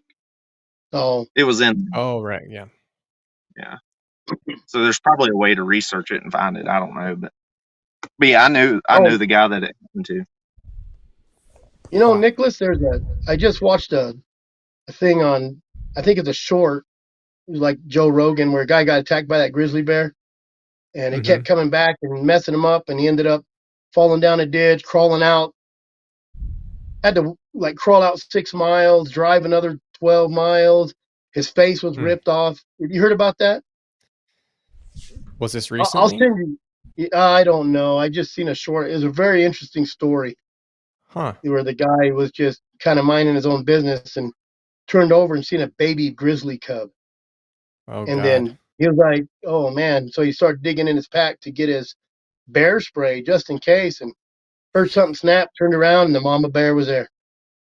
Dang. So, yeah, don't put your bear deterrent in your backpack. They're wild animals, man. Just like the guy who got, you all seen the video of the mountain lion that comes pawing at the guy and he's backing up. Yeah, they had kittens on the ground. Yeah, you've seen the kittens in the background if you look.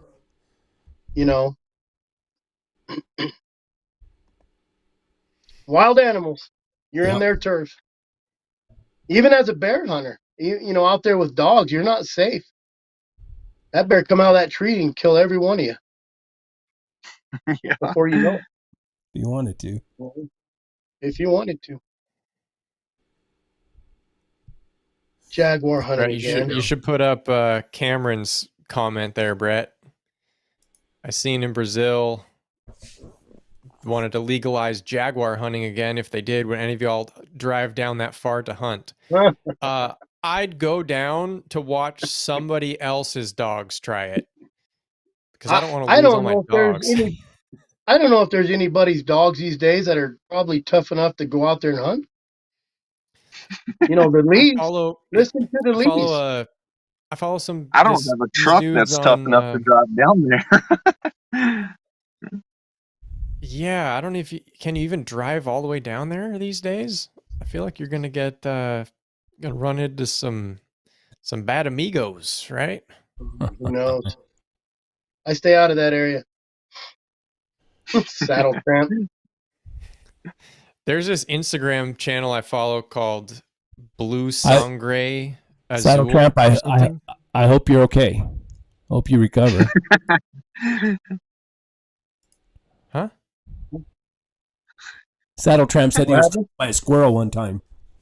Oh. Chased by a squirrel. Oh. No, Benji. That's why Benji or Saddle Tramp said I got chased by a squirrel. Saddle Tramp was supposed to email me his address because he's the one that won that. I got it sitting right here for him too. Ah, cool. Hey, that looks cool. And he never gave me his address.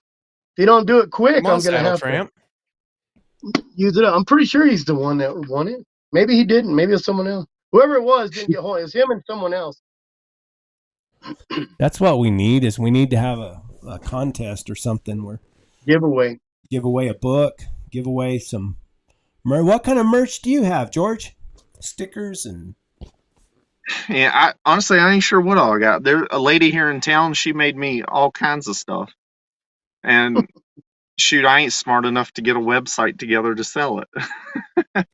I wasn't either. I got a guy who helped me. I talked to him. He's smart. I said, "Man, I need a website." He had it up in no time. That's what I need. I need you to send me the link to something or get me in contact. Yeah. I will. I will. Well, how do you get yours, Brett? How do I get my what? And how do people get your stuff? Well, at first, I had a friend of mine down the road that was making it for me, and people would just, PayPal, I guess, or something. My wife kind of took care of it, and now I've got a spread shop, and so it's a lot easier. They can, and there's a bunch of things they can get. There's T-shirts, there's hoodies, there's stickers, and they all got my little logo on it. And then there's tumblers. That Spreadshot has all kinds of stuff, and then it comes directly from them. And they can go to your YouTube and get on that, huh? Your channel. Yeah, if I remember to put the link. I'm not always real good at that kind of stuff. And I know Jessica's threatening you, Brett. I'm from California. Tuning in, guys. Don't say bumper stickers. Is there another term for bumper stickers now? I have no idea. That's we're about to be educated. I bet you. Oh no. We're going to be educated. Tell us, Jessica. What's the proper? What is that? What does it mean? No, what's the proper term for things? What do they call politically correct? Yeah. Oh, my channel is our channels. My channel's awesome. Sorry. Man, look at Brett has a Brett's channel is awesome. I don't got I got to get somebody to get on here and brag about me. Jessica, the money will be coming soon. It's probably. Thanks, Clayton. Thanks, Clayton, for making the rest of us feel good. Yeah, thanks, Clayton. Cool. What else? What else do we got going on? Why'd we get into YouTube? I bet you a lot of people. Why'd you get into YouTube, Brett? You're kind of the guru in this group. You started a while back. When was your first YouTube? I've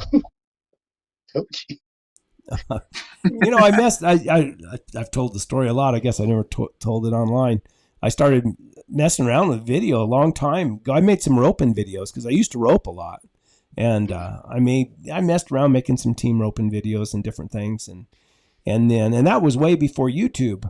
Oh, and then I watched Dave Carlson. He had those video report cards for the dogs that he would train. And if you ever listen to any of those, I tried to get a hold of him. It would be really neat to make those public because this guy, he's absolute character. I mean, he would be talking about somebody's dog and he'd say, and here I am on the other side of this canyon with this blankety jackass. It's going to take me 2 days to get over there. It was real entertaining. And I thought that was cool. And I didn't really think nothing of it. And then I was running those coyotes with my stag hounds. And I told my wife, I said, you know what? I said, give me another one of those little cameras I can carry, a little video camera I can carry around with me. And so she got me one. And that afternoon I went out there and I caught that lion. The very first time I went out with that camera. And I was kind of acting like Dave Carlson. I was talking and stuff like I knew what I was doing. And matter of fact, that video is on my channel. And that happened. And then later on, I was living up there in the mountains and I broke the window out of my camper trailer. And I wanted to find out how to fix it. So I got on YouTube because that's what they said you did. You can get on YouTube and learn how to do anything. So I got on YouTube and I started watching videos. Next thing you know, and that was the first time I'd ever really watched videos. I'd never even really thought much of it on YouTube anyway, on YouTube. And I got to watching it. And then I think like Nightlife Kennel, he'd been making videos for a while and I watched some of his. I think this was 2013. Maybe it was before he started. I don't know. But now I'm getting sidetracked with with Jessica here. Anyway, I start thinking, well, I can make videos like that too, because also I carried my wife would always told me that I needed to write in a diary, because I'd tell her stories and stuff, whatever happened. She said, well, you need to keep a diary. And she's real good about doing those kind of things. And I'd buy one. Matter of fact, I got a jillion of them right here, all the way back to 2008. These red books. And I'd write in them for about 3 days. And I'd quit, but I would carry a little camera, and I started talking to that camera and started telling. If you ever watch the video I made, I think it's One Man Band, or I made another one, but it has a lot of those old intros, and I'd say I'm going out to Animas Creek or whatever, and then on the way back I'd say which dogs did what, and just and then one thing led to another, and I thought, well, I can publish those on YouTube, or publish something like that on YouTube. And then and then you get into it and you think, wow, that's not, some people would like them, and then you think, well, how can I make it better, and you start trying to learn how to be a little more creative and make a better story and make it, and it's like I've always told everybody, it's about the only creative thing I can do. I can play guitar just enough to irritate everybody, and I can't draw or do anything like that, so I can make videos though. Long story short, it's a bad addiction to get into. I don't know what's going on, Brett. All these people are, Brett, you're the GOAT. 9 hours later, he could do open heart surgery. Man, I'm going to go back and read some of these. Kind of hurt. You watch a little YouTube and now you're a doctor. You're awesome. Yeah, I don't know who Jessica is. I think she might be your daughter or your wife. Probably. I don't know, but I don't know who she is, but I like her. None of us do. All about Brett. Yeah, what about you? You did yours for the book, did you not, Nicholas? That's right. It's all just shameless self-promotion, baby. That's all it is. Trying to be famous. No, I started my YouTube channel, I think kind of at the beginning of this last hunting season. And yeah, I mean, I started Hound on the Run as a newsletter like 2 or 3 years ago. And then I started a podcast, and that kind of fizzled out. And then I wrote my book, and then, the whole point of writing a book is to have other people read it. So, well, it's one part of it. I also just wanted to write a book, and just for personal reasons, but it's better if other people read it. So, got to have a way to get the word out into the world about your book. So, I really am not I don't really enjoy posting on social media too much. But yeah, I've always watched Brett's channel, and I've been a huge YouTube junkie for a really long time. And so yeah, I just decided to start making hunting videos so I could put a link to my book in the description. I'm kind of kidding, but kind of not. Yeah. And so yeah, I've just been making videos for about 8 or 9 months now. Yep. Doing good. What about you, George? Your turn, George. How'd you get into YouTube? Yeah, so I accidentally basically got into it. I'm tech-wise, I'm horrible. Pictures, I don't take very good pictures. Basically, I'm the worst YouTuber ever. And the way I got into it was I hunted all the time, and of course, family and all that. They hunt with me, but of course I'm able. I work for myself, so I'm able to hunt a lot. So I got in the habit of try to snap a picture of a bear whenever I get in phone service. Family would call me. They'd be like, did you tree a bear today? What happened? What's the story? So I got in the habit of sending them pictures every day, and then one of my cousins got me hooked up on, I believe it was Google Photos or something. Basically, you take one picture, you can click one button and send it to like 10, 15 people. And then that started. Then my cousin got me hooked up. He's like, man, if you put these pictures, put some of these short clips on YouTube, everybody can watch them. And he actually, two cousins, they're both brothers. I gotta give them both credit to actually getting me started on showing me how to create a short YouTube video. And we posted one or two as just pure just fun of doing it, and then it kind of, I wouldn't say it took off. It's still a small YouTube channel, but I actually got people watching it and realized that, you know, there is a lot of people that's interested in what we do, and I realized we take for granted what we do. So through all that, I ended up just sharing more and more and more, and it's done grown. And I'm still learning it, still trying to figure it out. But yeah, that's what kind of put me where I am today, where I'm actually taking it somewhat serious, I reckon you'd say, and trying to put up videos that I want people to watch, you know, and people enjoy. So yeah. Long story short, I just fell into it, I reckon. And to be honest, there's also, I realized that you can actually, it's not much, but you can actually make money off YouTube. I realized that. So that just throws an extra, you know, not that I'm making enough to do anything, but an extra bag of dog food or two here and there, and a little bit of gas money sure does help, and add an incentive. So yeah, that's a lot of the reason why now.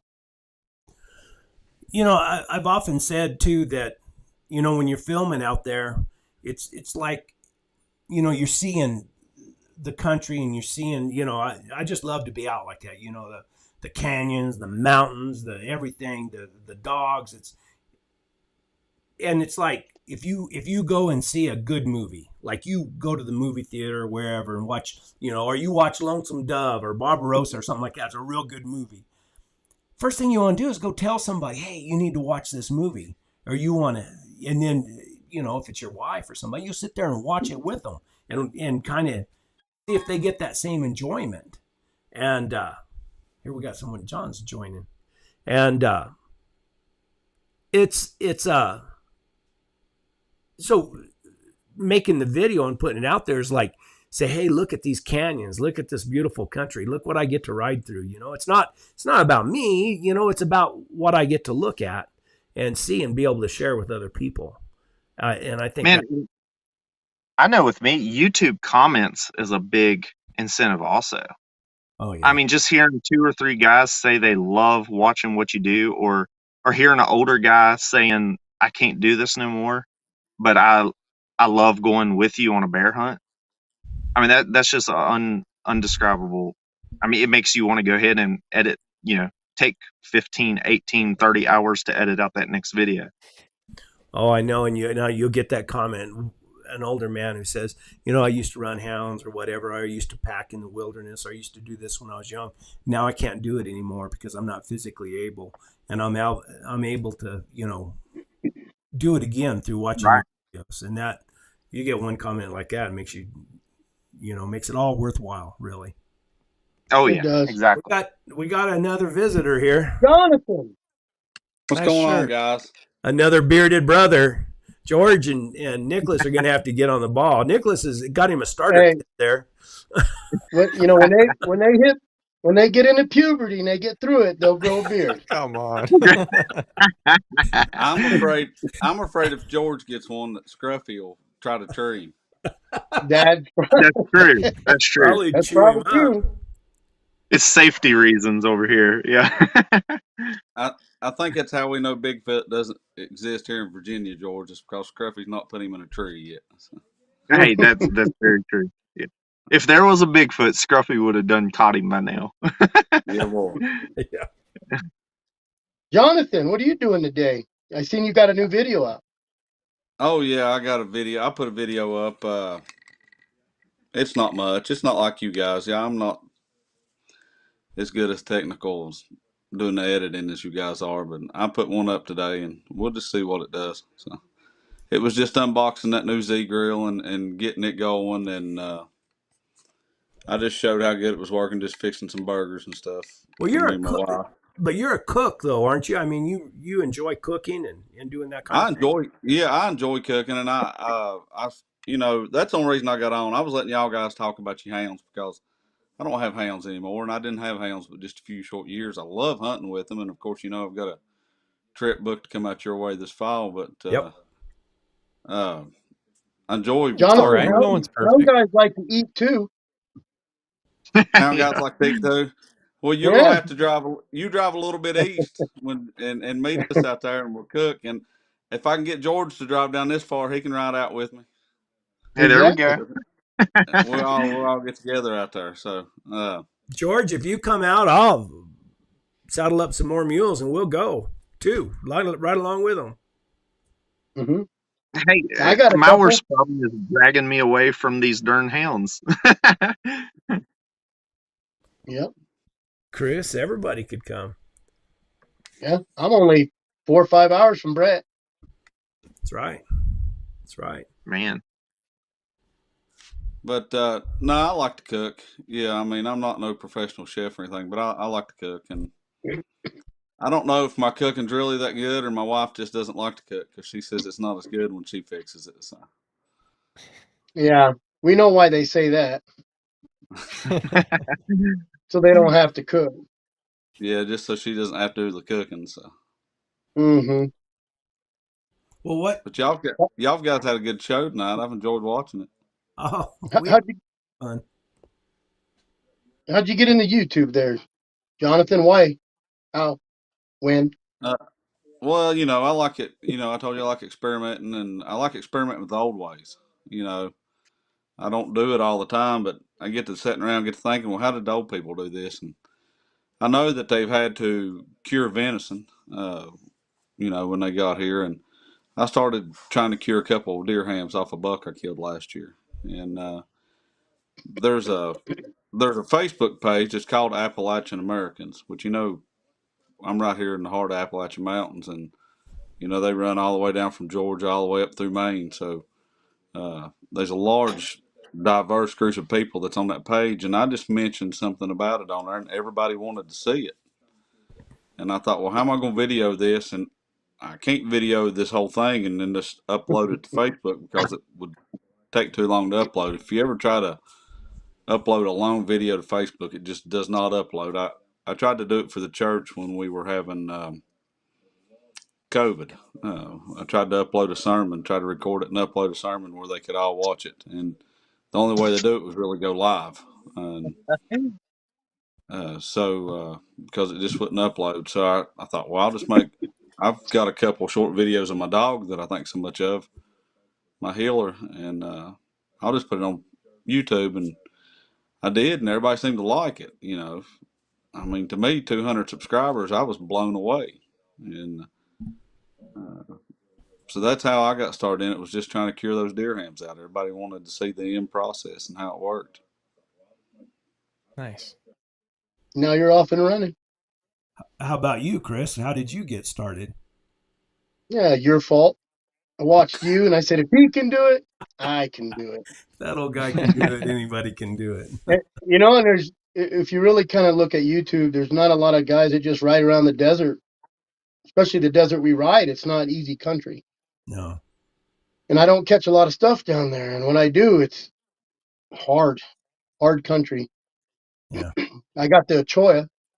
If anybody's watching my videos, that cactus and me, we don't get along very well. Nasty stuff. And I just did a couple videos, and then I met up with you, and then you said do better videos, and every time I put out a video, you said do a better video and a better video.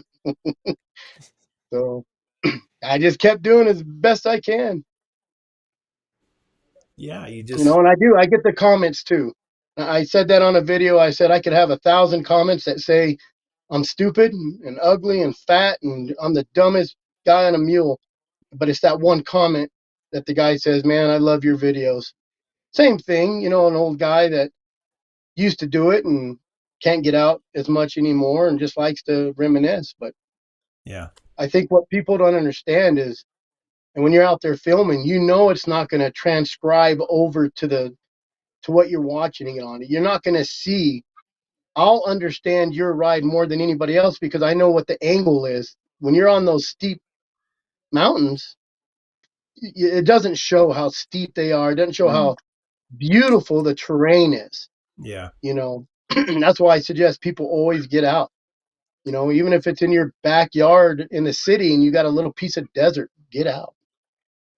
Yeah. So, but I do it for that one person that says, like your video. And like Jessica says, that is how we're connecting to everyone. Because most of the time, I mean, well, 98% of the time I hunt by myself. I'm out there by myself, just, you know, me and the hounds and my mules, and that's about it, you know, and that's a way to share it, you know, with everybody. Or I don't know how, I don't know why, but it's so when I talk to the camera, when I turn the camera on myself and I talk to it, I honestly feel like I'm talking to everybody. I mean, I don't, it's probably one of the only talents I have when it comes to stuff like that. But I do feel, I don't ever feel like I'm talking to a camera, I guess. No. Hey, Jonathan, Eric wants to know how he finds you on YouTube. Uncle Papa Johnny. Uncle Papa Johnny. He's from Australia there. Okay. He, Yeah. he was making fun of all your guys' accents. I think it was him. They're probably making There's fun of only me two out of people with everybody. funny. A Only guy two from people with funny Australia? accents. Well, Yeah, Eric. we had a lady that worked in the mall down here that was from New Zealand, and she worked in the local J.C. Penney's part of the mall there, and used to go in and see her all the time. She worked in the men's department, and I would always forget my neck size or my shirt size, you know, that had to be measured out, and I'd I'd get her to measure me, and she'd talk to me and my wife, and I finally got brave enough to ask her one day. I said, "Are you from Australia?" She said, "No, those people talk funny. I'm from New Zealand."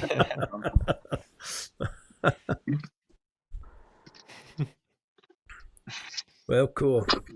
Yeah, you know, George has a video when he was breaking and training a mule that is probably one of the better videos I've ever seen. That with your boy sitting on the fence talking to you the whole time that mule's throwing a fit. I mean that's as good as it gets. I really, One of these days, I'll re-edit. I'll try to clean that video up a little bit. You know. yeah, you should and use it. I mean it a lot of people would watch that because it is. I mean it's special. Now Hey, back. I reckon I could go back before YouTube when I was first getting into mules. Um, shoot, Brett, you and your channel actually played a big part in that, even though you had no idea. When I got mules, I had no idea. I didn't know what a halter was, what a bridle was. I didn't know what the difference was. A saddle, I didn't know what the cinch, how to put the cinch. I mean, stuff, just common sense stuff. I reckon now, and so a lot of your videos I would watch for and just like freeze frame it when I'd see like what kind of bit you had, Oh, you know, how you had your mule dressed up, you know, how you had him dressed out. So a lot of that, you know, britching, I didn't know what a britching was or how to put it on or anything like that. and I don't do any How how-to videos. embarrassing. I don't. Yeah. yeah. And the worst part is you went to a roper to find out that No. stuff. Yeah, exactly. So it's Maybe you funny need. how that stuff I'm sorry. works. You know, like I say, that's what kind of introduced me to not really Brett Vaughn. I'd always seen and watched his hound hunting stuff, but really, especially when I started asking Brett questions on YouTube because I didn't know him personally, but and then he'd answer me right back with just a short answer, but it would answer what I was actually asking. You know, with people that could relate to the territory and the stuff like I do and am in. But Yeah, I've never, I don't think I've ever made a video. I made one video kind of showing what I do or how I, you know, saddle my mules or anything, but I don't really like that kind of stuff. I I had a company send me called have y'all ever heard of Skiddo pads? I've heard of them. I've never used them, or I don't think I've even seen one. But I had a guy who come down and hunted with me and gave me one, and I've just about wore it out. And I contacted the company, and they sent me a new one. And my big Agnes mule has a terrible back. I mean, a terrible back. And boy, but those pads are perfect for. I mean, they get them up off their spine, and they put a coarse cover over the top of it. So when you're riding, I don't know if you've ever had the problem like riding rough country, going up steep grades or coming down, and that saddle will wiggle back and forth on the pad, and and it'll move that pad back out from underneath your saddle, and you'll have to stop, loosen up, reset, and go again. This one does not allow that to happen. It doesn't. That pad stays right underneath your saddle, and they sent me one. I'm gonna I'll show it on my videos because man they're not cheap, and but man they are good, and I've used it for 2 or 3 years now. That one they sent me a new one, so I'm kind of excited about that.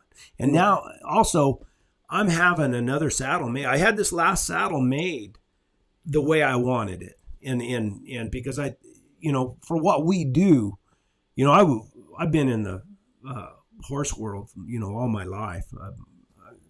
I was raised on a quarter horse ranch. We had 40 head of brood mares, and I broke colts, and I did all that kind of stuff. And I always rode, one time I competed in the AQHA and reined on horses and everything, and then I got into roping, and these saddles we use for roping are pretty heavy duty. And I thought, man, there's no sense to have, for what we do, to be riding a saddle that's that heavy.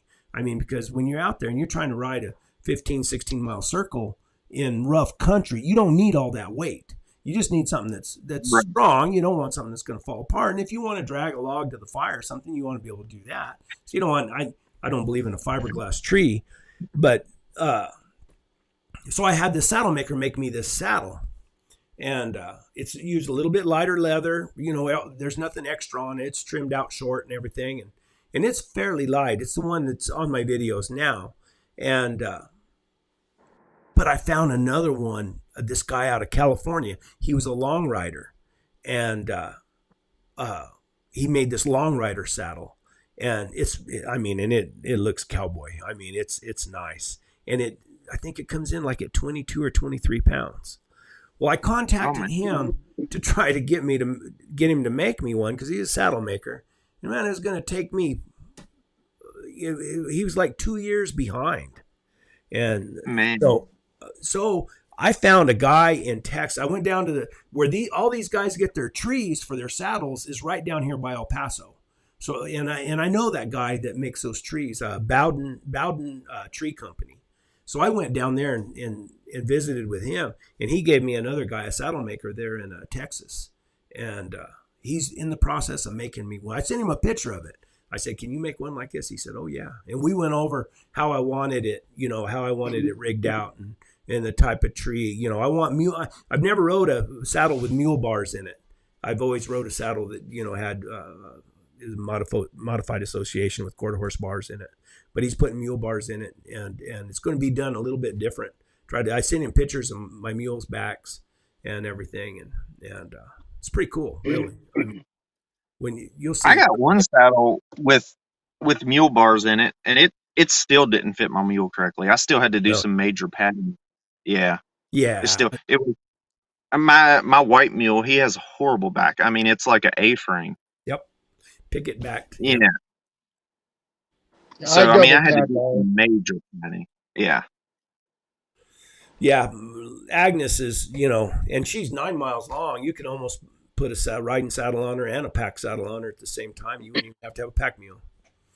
just because her back is long. She's Right.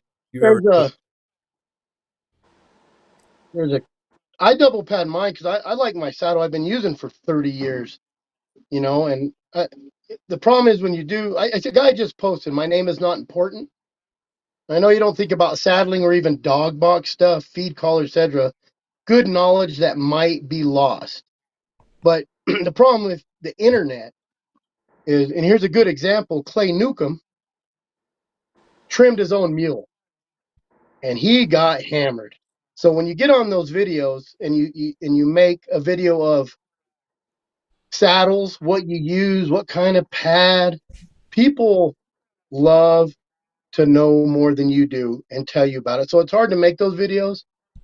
I just made a video about a dog box, and it actually did pretty well because my dog box fell apart.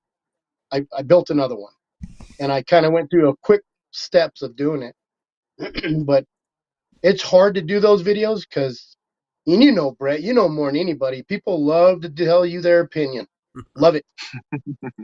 They love to tell you how you're stupid, you know. And then the other guy said, "Oh, we're good horsemen." I'm not a good horseman. I was raised buying $20 res horses and breaking them. I couldn't tell you all the parts of a saddle.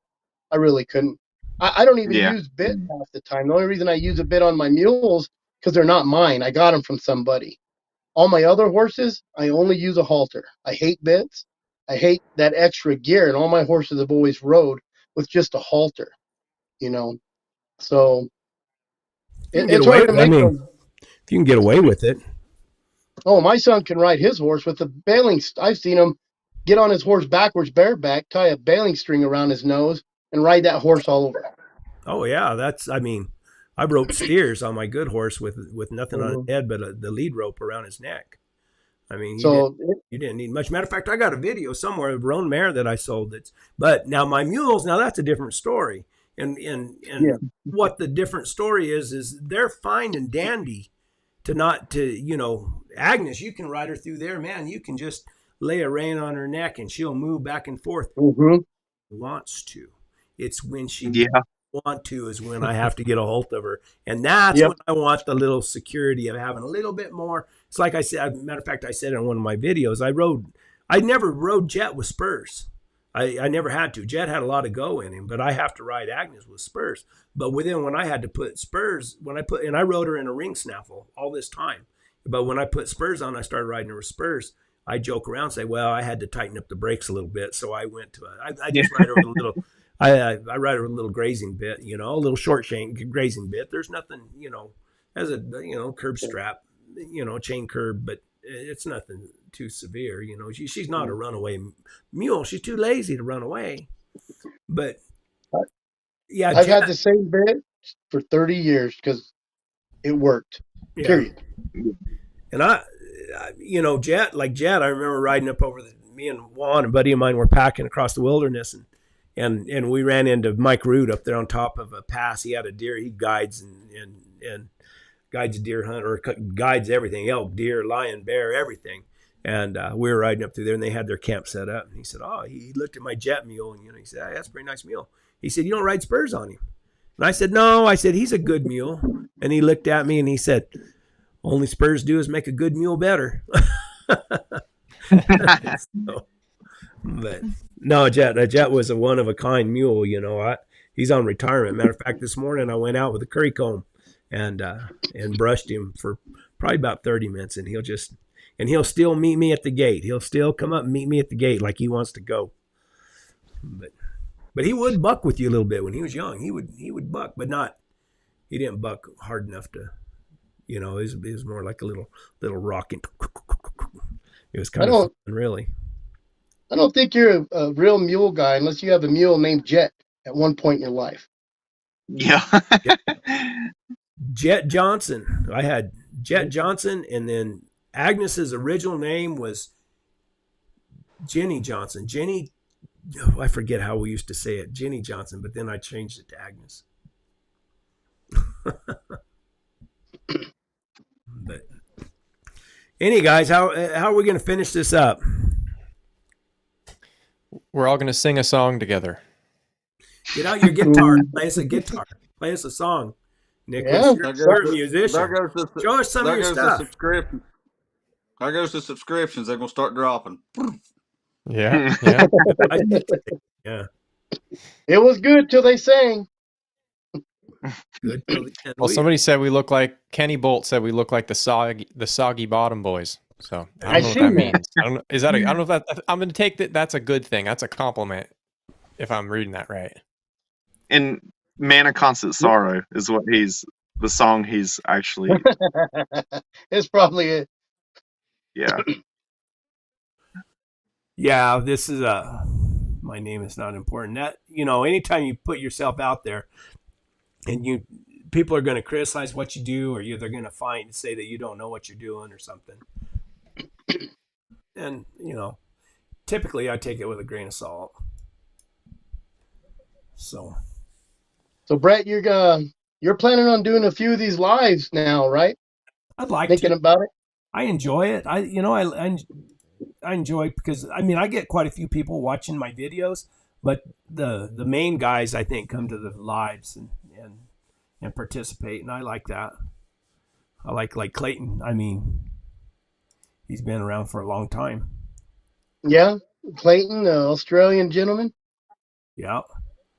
A lot of the older men, I don't think they get on the lives very much. I don't know. I didn't see like Jeff Wilcher. That's where I got my little saying, onward and upward. He always What time is it in Australia? Anybody know? Is Eric still on here? Probably like I'd say like noon. If I had to guess. How long before you guys do this again? you guys make it. I mean, Mondays are my office days, so that's when I try to get all my work done in the office, and sometimes it runs Tuesdays, but yeah, so Mondays whenever. If you want to make it a regular deal on Monday nights, I'm more than. I'd like to get some people's input of what they want to talk about, what they want to hear. 11:31 in Australia, a.m. Hey, that's pretty close. Not bad. Yeah, we can do it. I mean, it's easy for me. Just click it on and invite everybody, and we can talk about what's going on. Of course, Nicholas has the podcast, what he's doing, and you got any videos you got planned to come out? Well, yesterday I posted, so instead of a normal podcast episode, I posted the first chapter of my audiobook. So that's on YouTube. You can watch that on my channel. It's also on the podcast. So that's on Spotify and Apple and all that. I'm working on making a video about how I go about tone training my dogs. So, beeping them to come back to me at long distances. And I think Mr. Chris here, Anecdote of a Houndsman, he's gonna do a little podcast episode with me this week, and we're gonna talk about dog boxes. Oh, cool! That'd be cool. Yep. Chris's chain idea around the top of the dog box was excellent. Yeah, that looks pretty cool. I'll probably steal that idea. Yes, it's so handy. And I tell you, if you guys got a scrap yard anywhere near you, go hit that scrap yard and look for the chain. Home Depot they used to sell a 50-foot roll. It used to be $50. I think it's up to 70 now. And that's pretty good chain because it's the wide oval chain. So it works really good. 50 foot, $70. But I hit the scrap yards. I used to own a scrap yard. So if you seen my yard, you'd think I was still a scrap yard, but I just can't throw every bit of that dog box is recycled. Bed frames. Go buy bed frames. Mm-hmm. Yeah, the term is upcycled. Yep. I forgot. You're on that side of the world over there. I gotta, and we don't want to offend Jennifer. Hey, come on. She said she had a mule when she was growing up. She I mean, did. Time to Jessica. get another one. I missed that. What's your next video, Chris? Did you tell us? There's that look. See? I made a video today that about. I'm actually I'm editing it right now, but it's about. I kind of followed your economic collapse theory, but I think a lot of people don't realize. Yeah, food and water, but what about your dogs and your mules and your, you know, there's a lot of things that people don't think about. And as a houndsman, you think it wouldn't matter as a houndsman, but if everything fails tomorrow, you got enough water to water your dogs?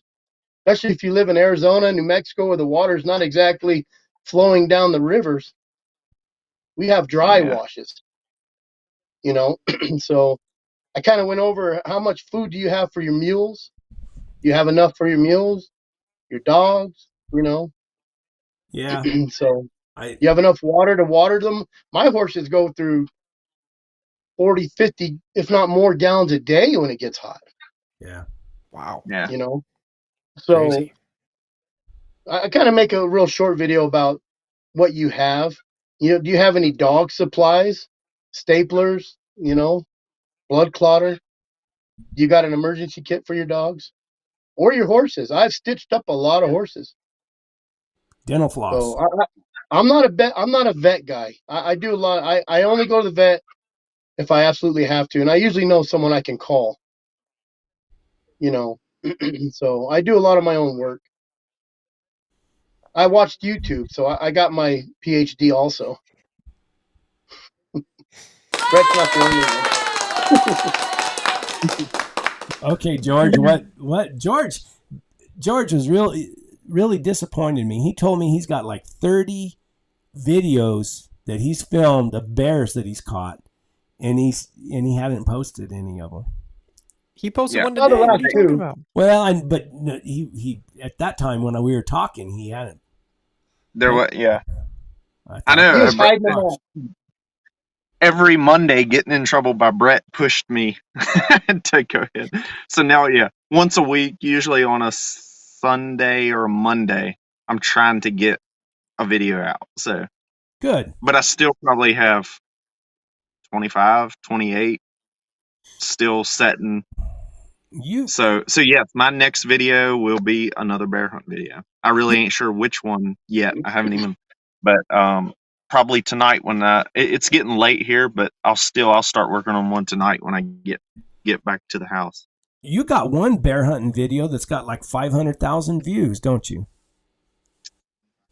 Yeah, and the story behind that is that I was actually going to scrap that video because I didn't film much of the story, and so I put it together the first time, and then I was just going to scrap it, and I decided to spend a little bit extra time on it just because I didn't have time to put another video together.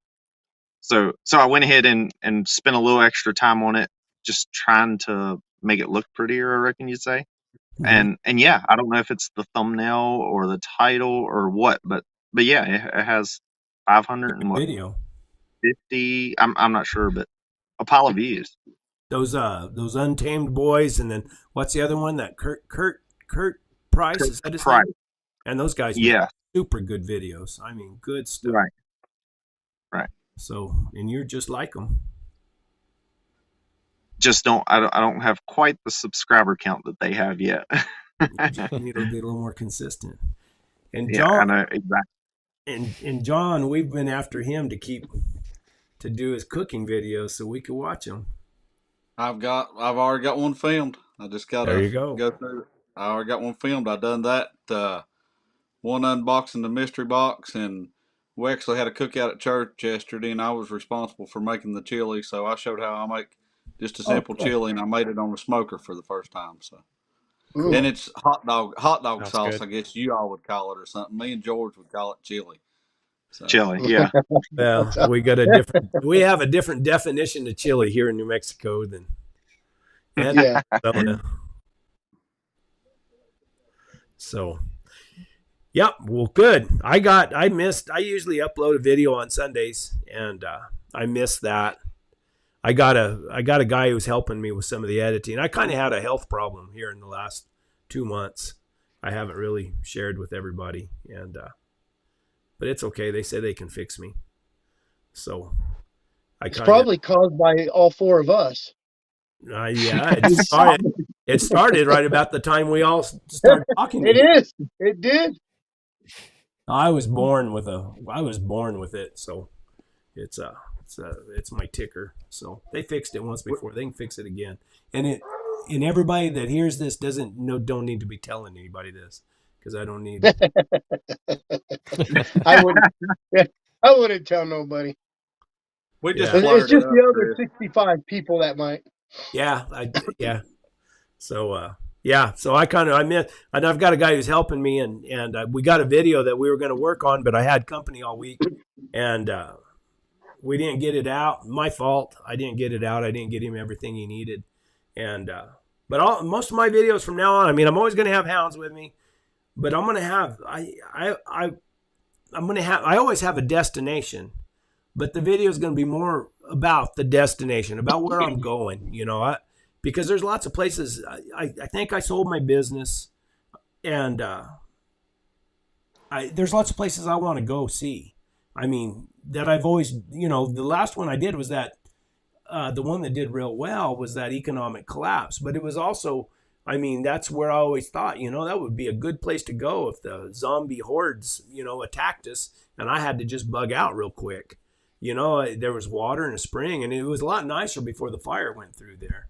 So that video, and then there's other places, I want to go to and go look at, Bear Moore's cave up there. I always wanted to go see that. He lived in that. He was mangled. Talk about being attacked. He was mangled by a grizzly bear, and he was mangled so bad that he would not come in public anymore. And he lived up there in a cave. And Brett, yeah, you've been teasing us with that for about 2 months now. I want to do it. I just haven't had time to go do it. I tried to go. I think we're gonna have to pull a Brett and be like, listen, don't give me the look. Just go do it. What are you doing? I know. And another one was Mr. Mars Camp. My dad, and I interviewed my dad, and I've got it, and I haven't shared it, is my dad talking about Mr. Mars Camp. And Mr. Mars was an old mule man, and he used to go up there, and he would stay, and he was a saddle maker too. He made my first saddle, and he used to go up there in the Gila, in the wilderness out there, and stay for a month at a time. And he had his camp up there, and my dad talks about going and staying at his camp, and said, he had, and I don't know, I doubt any of this is still around, but he had cut logs for chairs, and then you could see where he cut a big slab, where you could use it like a table. And then Dad said if you looked up in the trees, you could see where he hung extra mule shoes for his mules, and it's a pretty cool place, and it's way up high. It's up high in the middle of Gila. Did they grow into the tree? I don't know. Dad, now when my dad's 89 years old, and when he was there I was too young to go with him. I'm 61, and I was too young to go with him, I guess, at that time. Now, when he started taking me, when I first started going into the wilderness, I rode double. I rode behind the guy who was married to my oldest sister. That's how small I was. I just hang onto the back and go. But we were always going deer hunting, is what we were doing up there, and set up a camp. And that's another place I want to go to, is Adobe Springs. That's where my dad would pack us into there and set up a camp. We'd hunt out of there. And I was a little older when we packed into there. But all I remember is we had this real cheap tent, just a nylon tent. We'd stay in and getting up in the morning, there'd be icicles hanging off the inside of that tent. And me just freezing to death, and Dad going down and washing his face in the creek. So that's why he's 89 years old and still kicking. Yeah, he's tough as they come. He's tough as they come. He just went not too long ago, had his other knee redone. I had 89 years old. It's amazing. Time to get back on a mule then. He can walk. He's a horseman. You should see him. You need to listen to him talk about mules. Oh, he don't like the mules, does he? Oh, no. He don't care for mules whatsoever. I wish I had a picture of him on his horse. No, he is the president of the Cutting Horse Association, and I mean he's as good a horseman as there is. There's just no doubt about that. Loves his horses. Just got back. He went with my niece was showing in I guess it was the high school finals, or no. It was in It was in Guthrie, Oklahoma, at the Lazy E, I believe.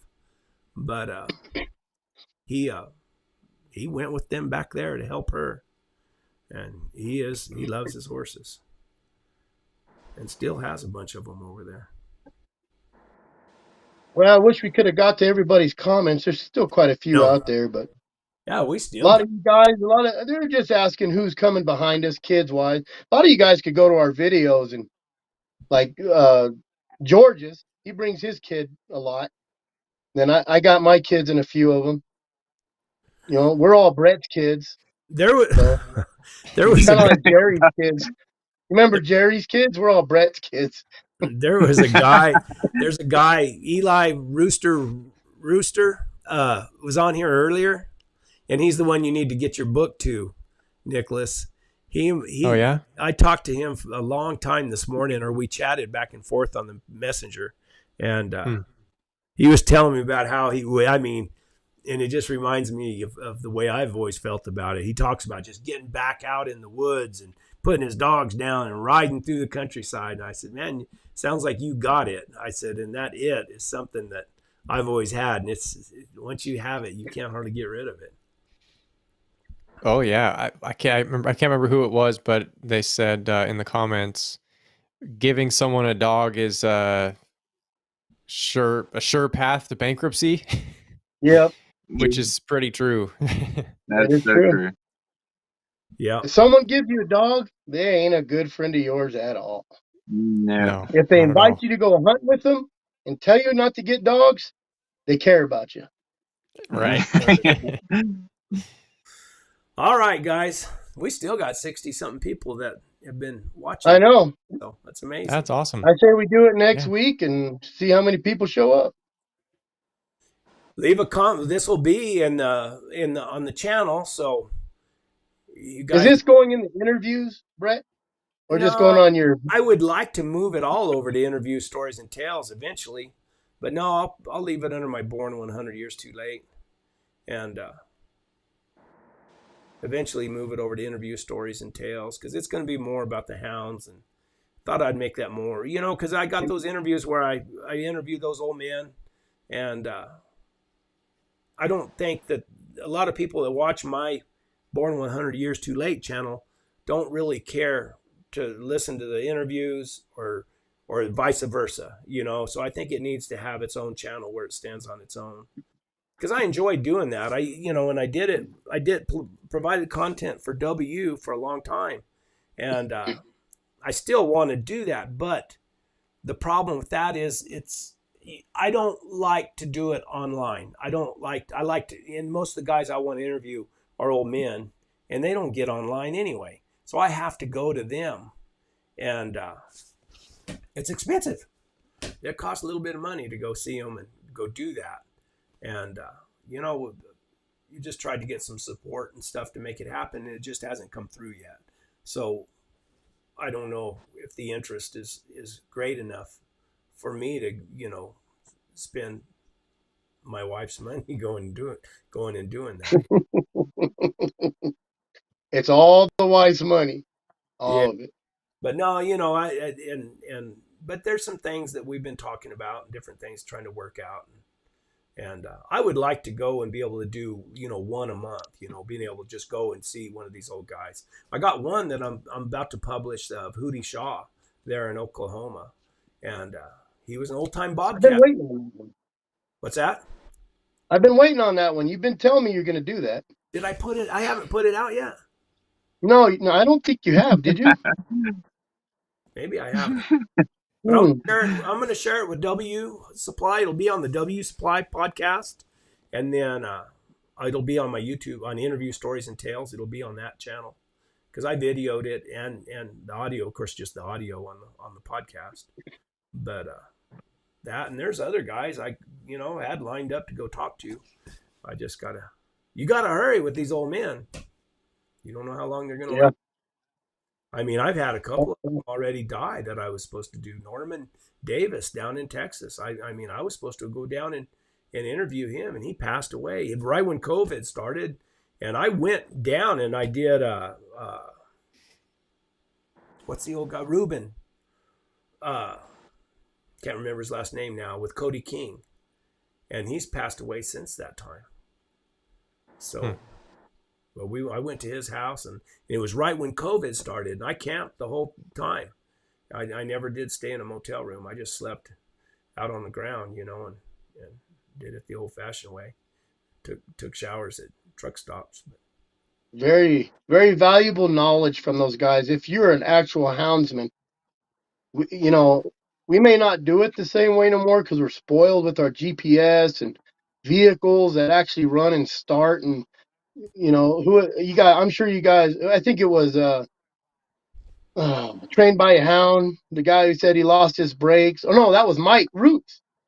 Mike Root, yeah. Lost his brakes and drove around with no brakes, and you know, we got all this fancy stuff these days. Yeah, Mike You know, Root it was does make it a lot easier, but it still ain't as easy as everybody thinks.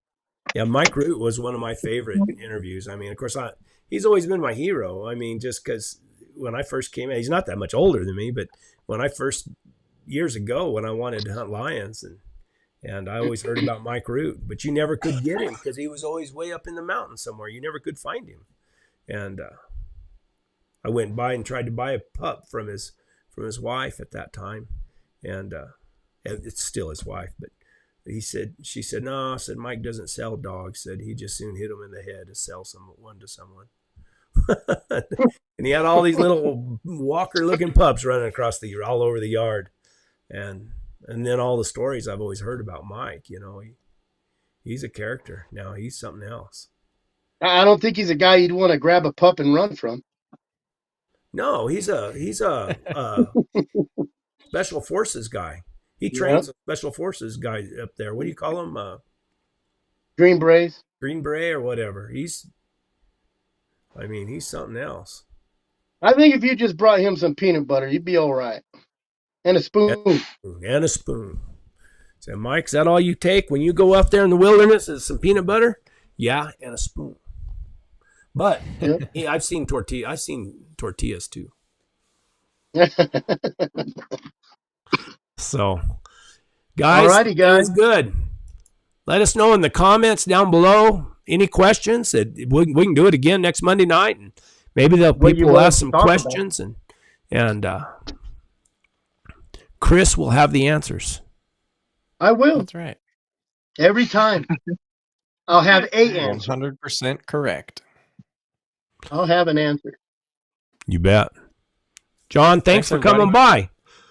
Yeah, John. I thought y'all were. I'll just let y'all talk about y'all's hounds and hunting and stuff since I didn't have any more. Then I just thought when y'all got talking about how you got in YouTube, I thought, well, I'll drop in now. Yeah, no, you're always welcome. I mean, he's like one of them guys who show up late to the party to get everybody in on it. Yeah.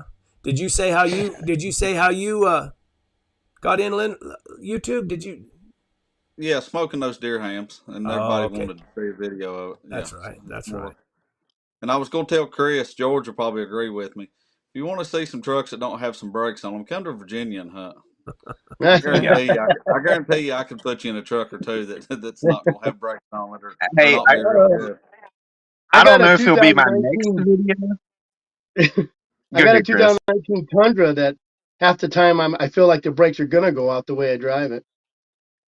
Yeah, no, I got a video coming up. I don't know if it'll be my next one, but I got it. I think I got it all on video. I gotta go back over the footage, but bear was coming up to the road, so I'm just dogging the truck. You know, I come around the turn, and I'm just about drifting around the turn. Then I push the brakes, and they just go to the floor. So needless to say, I roll for probably, I don't know, a mile and a half or so, rolling. Finally get it to a stop, and I ended up stopping pretty close to where the dogs crossed the road. So whatever the case, I just ditched the truck, turned the dogs loose, and end up getting a bear treat.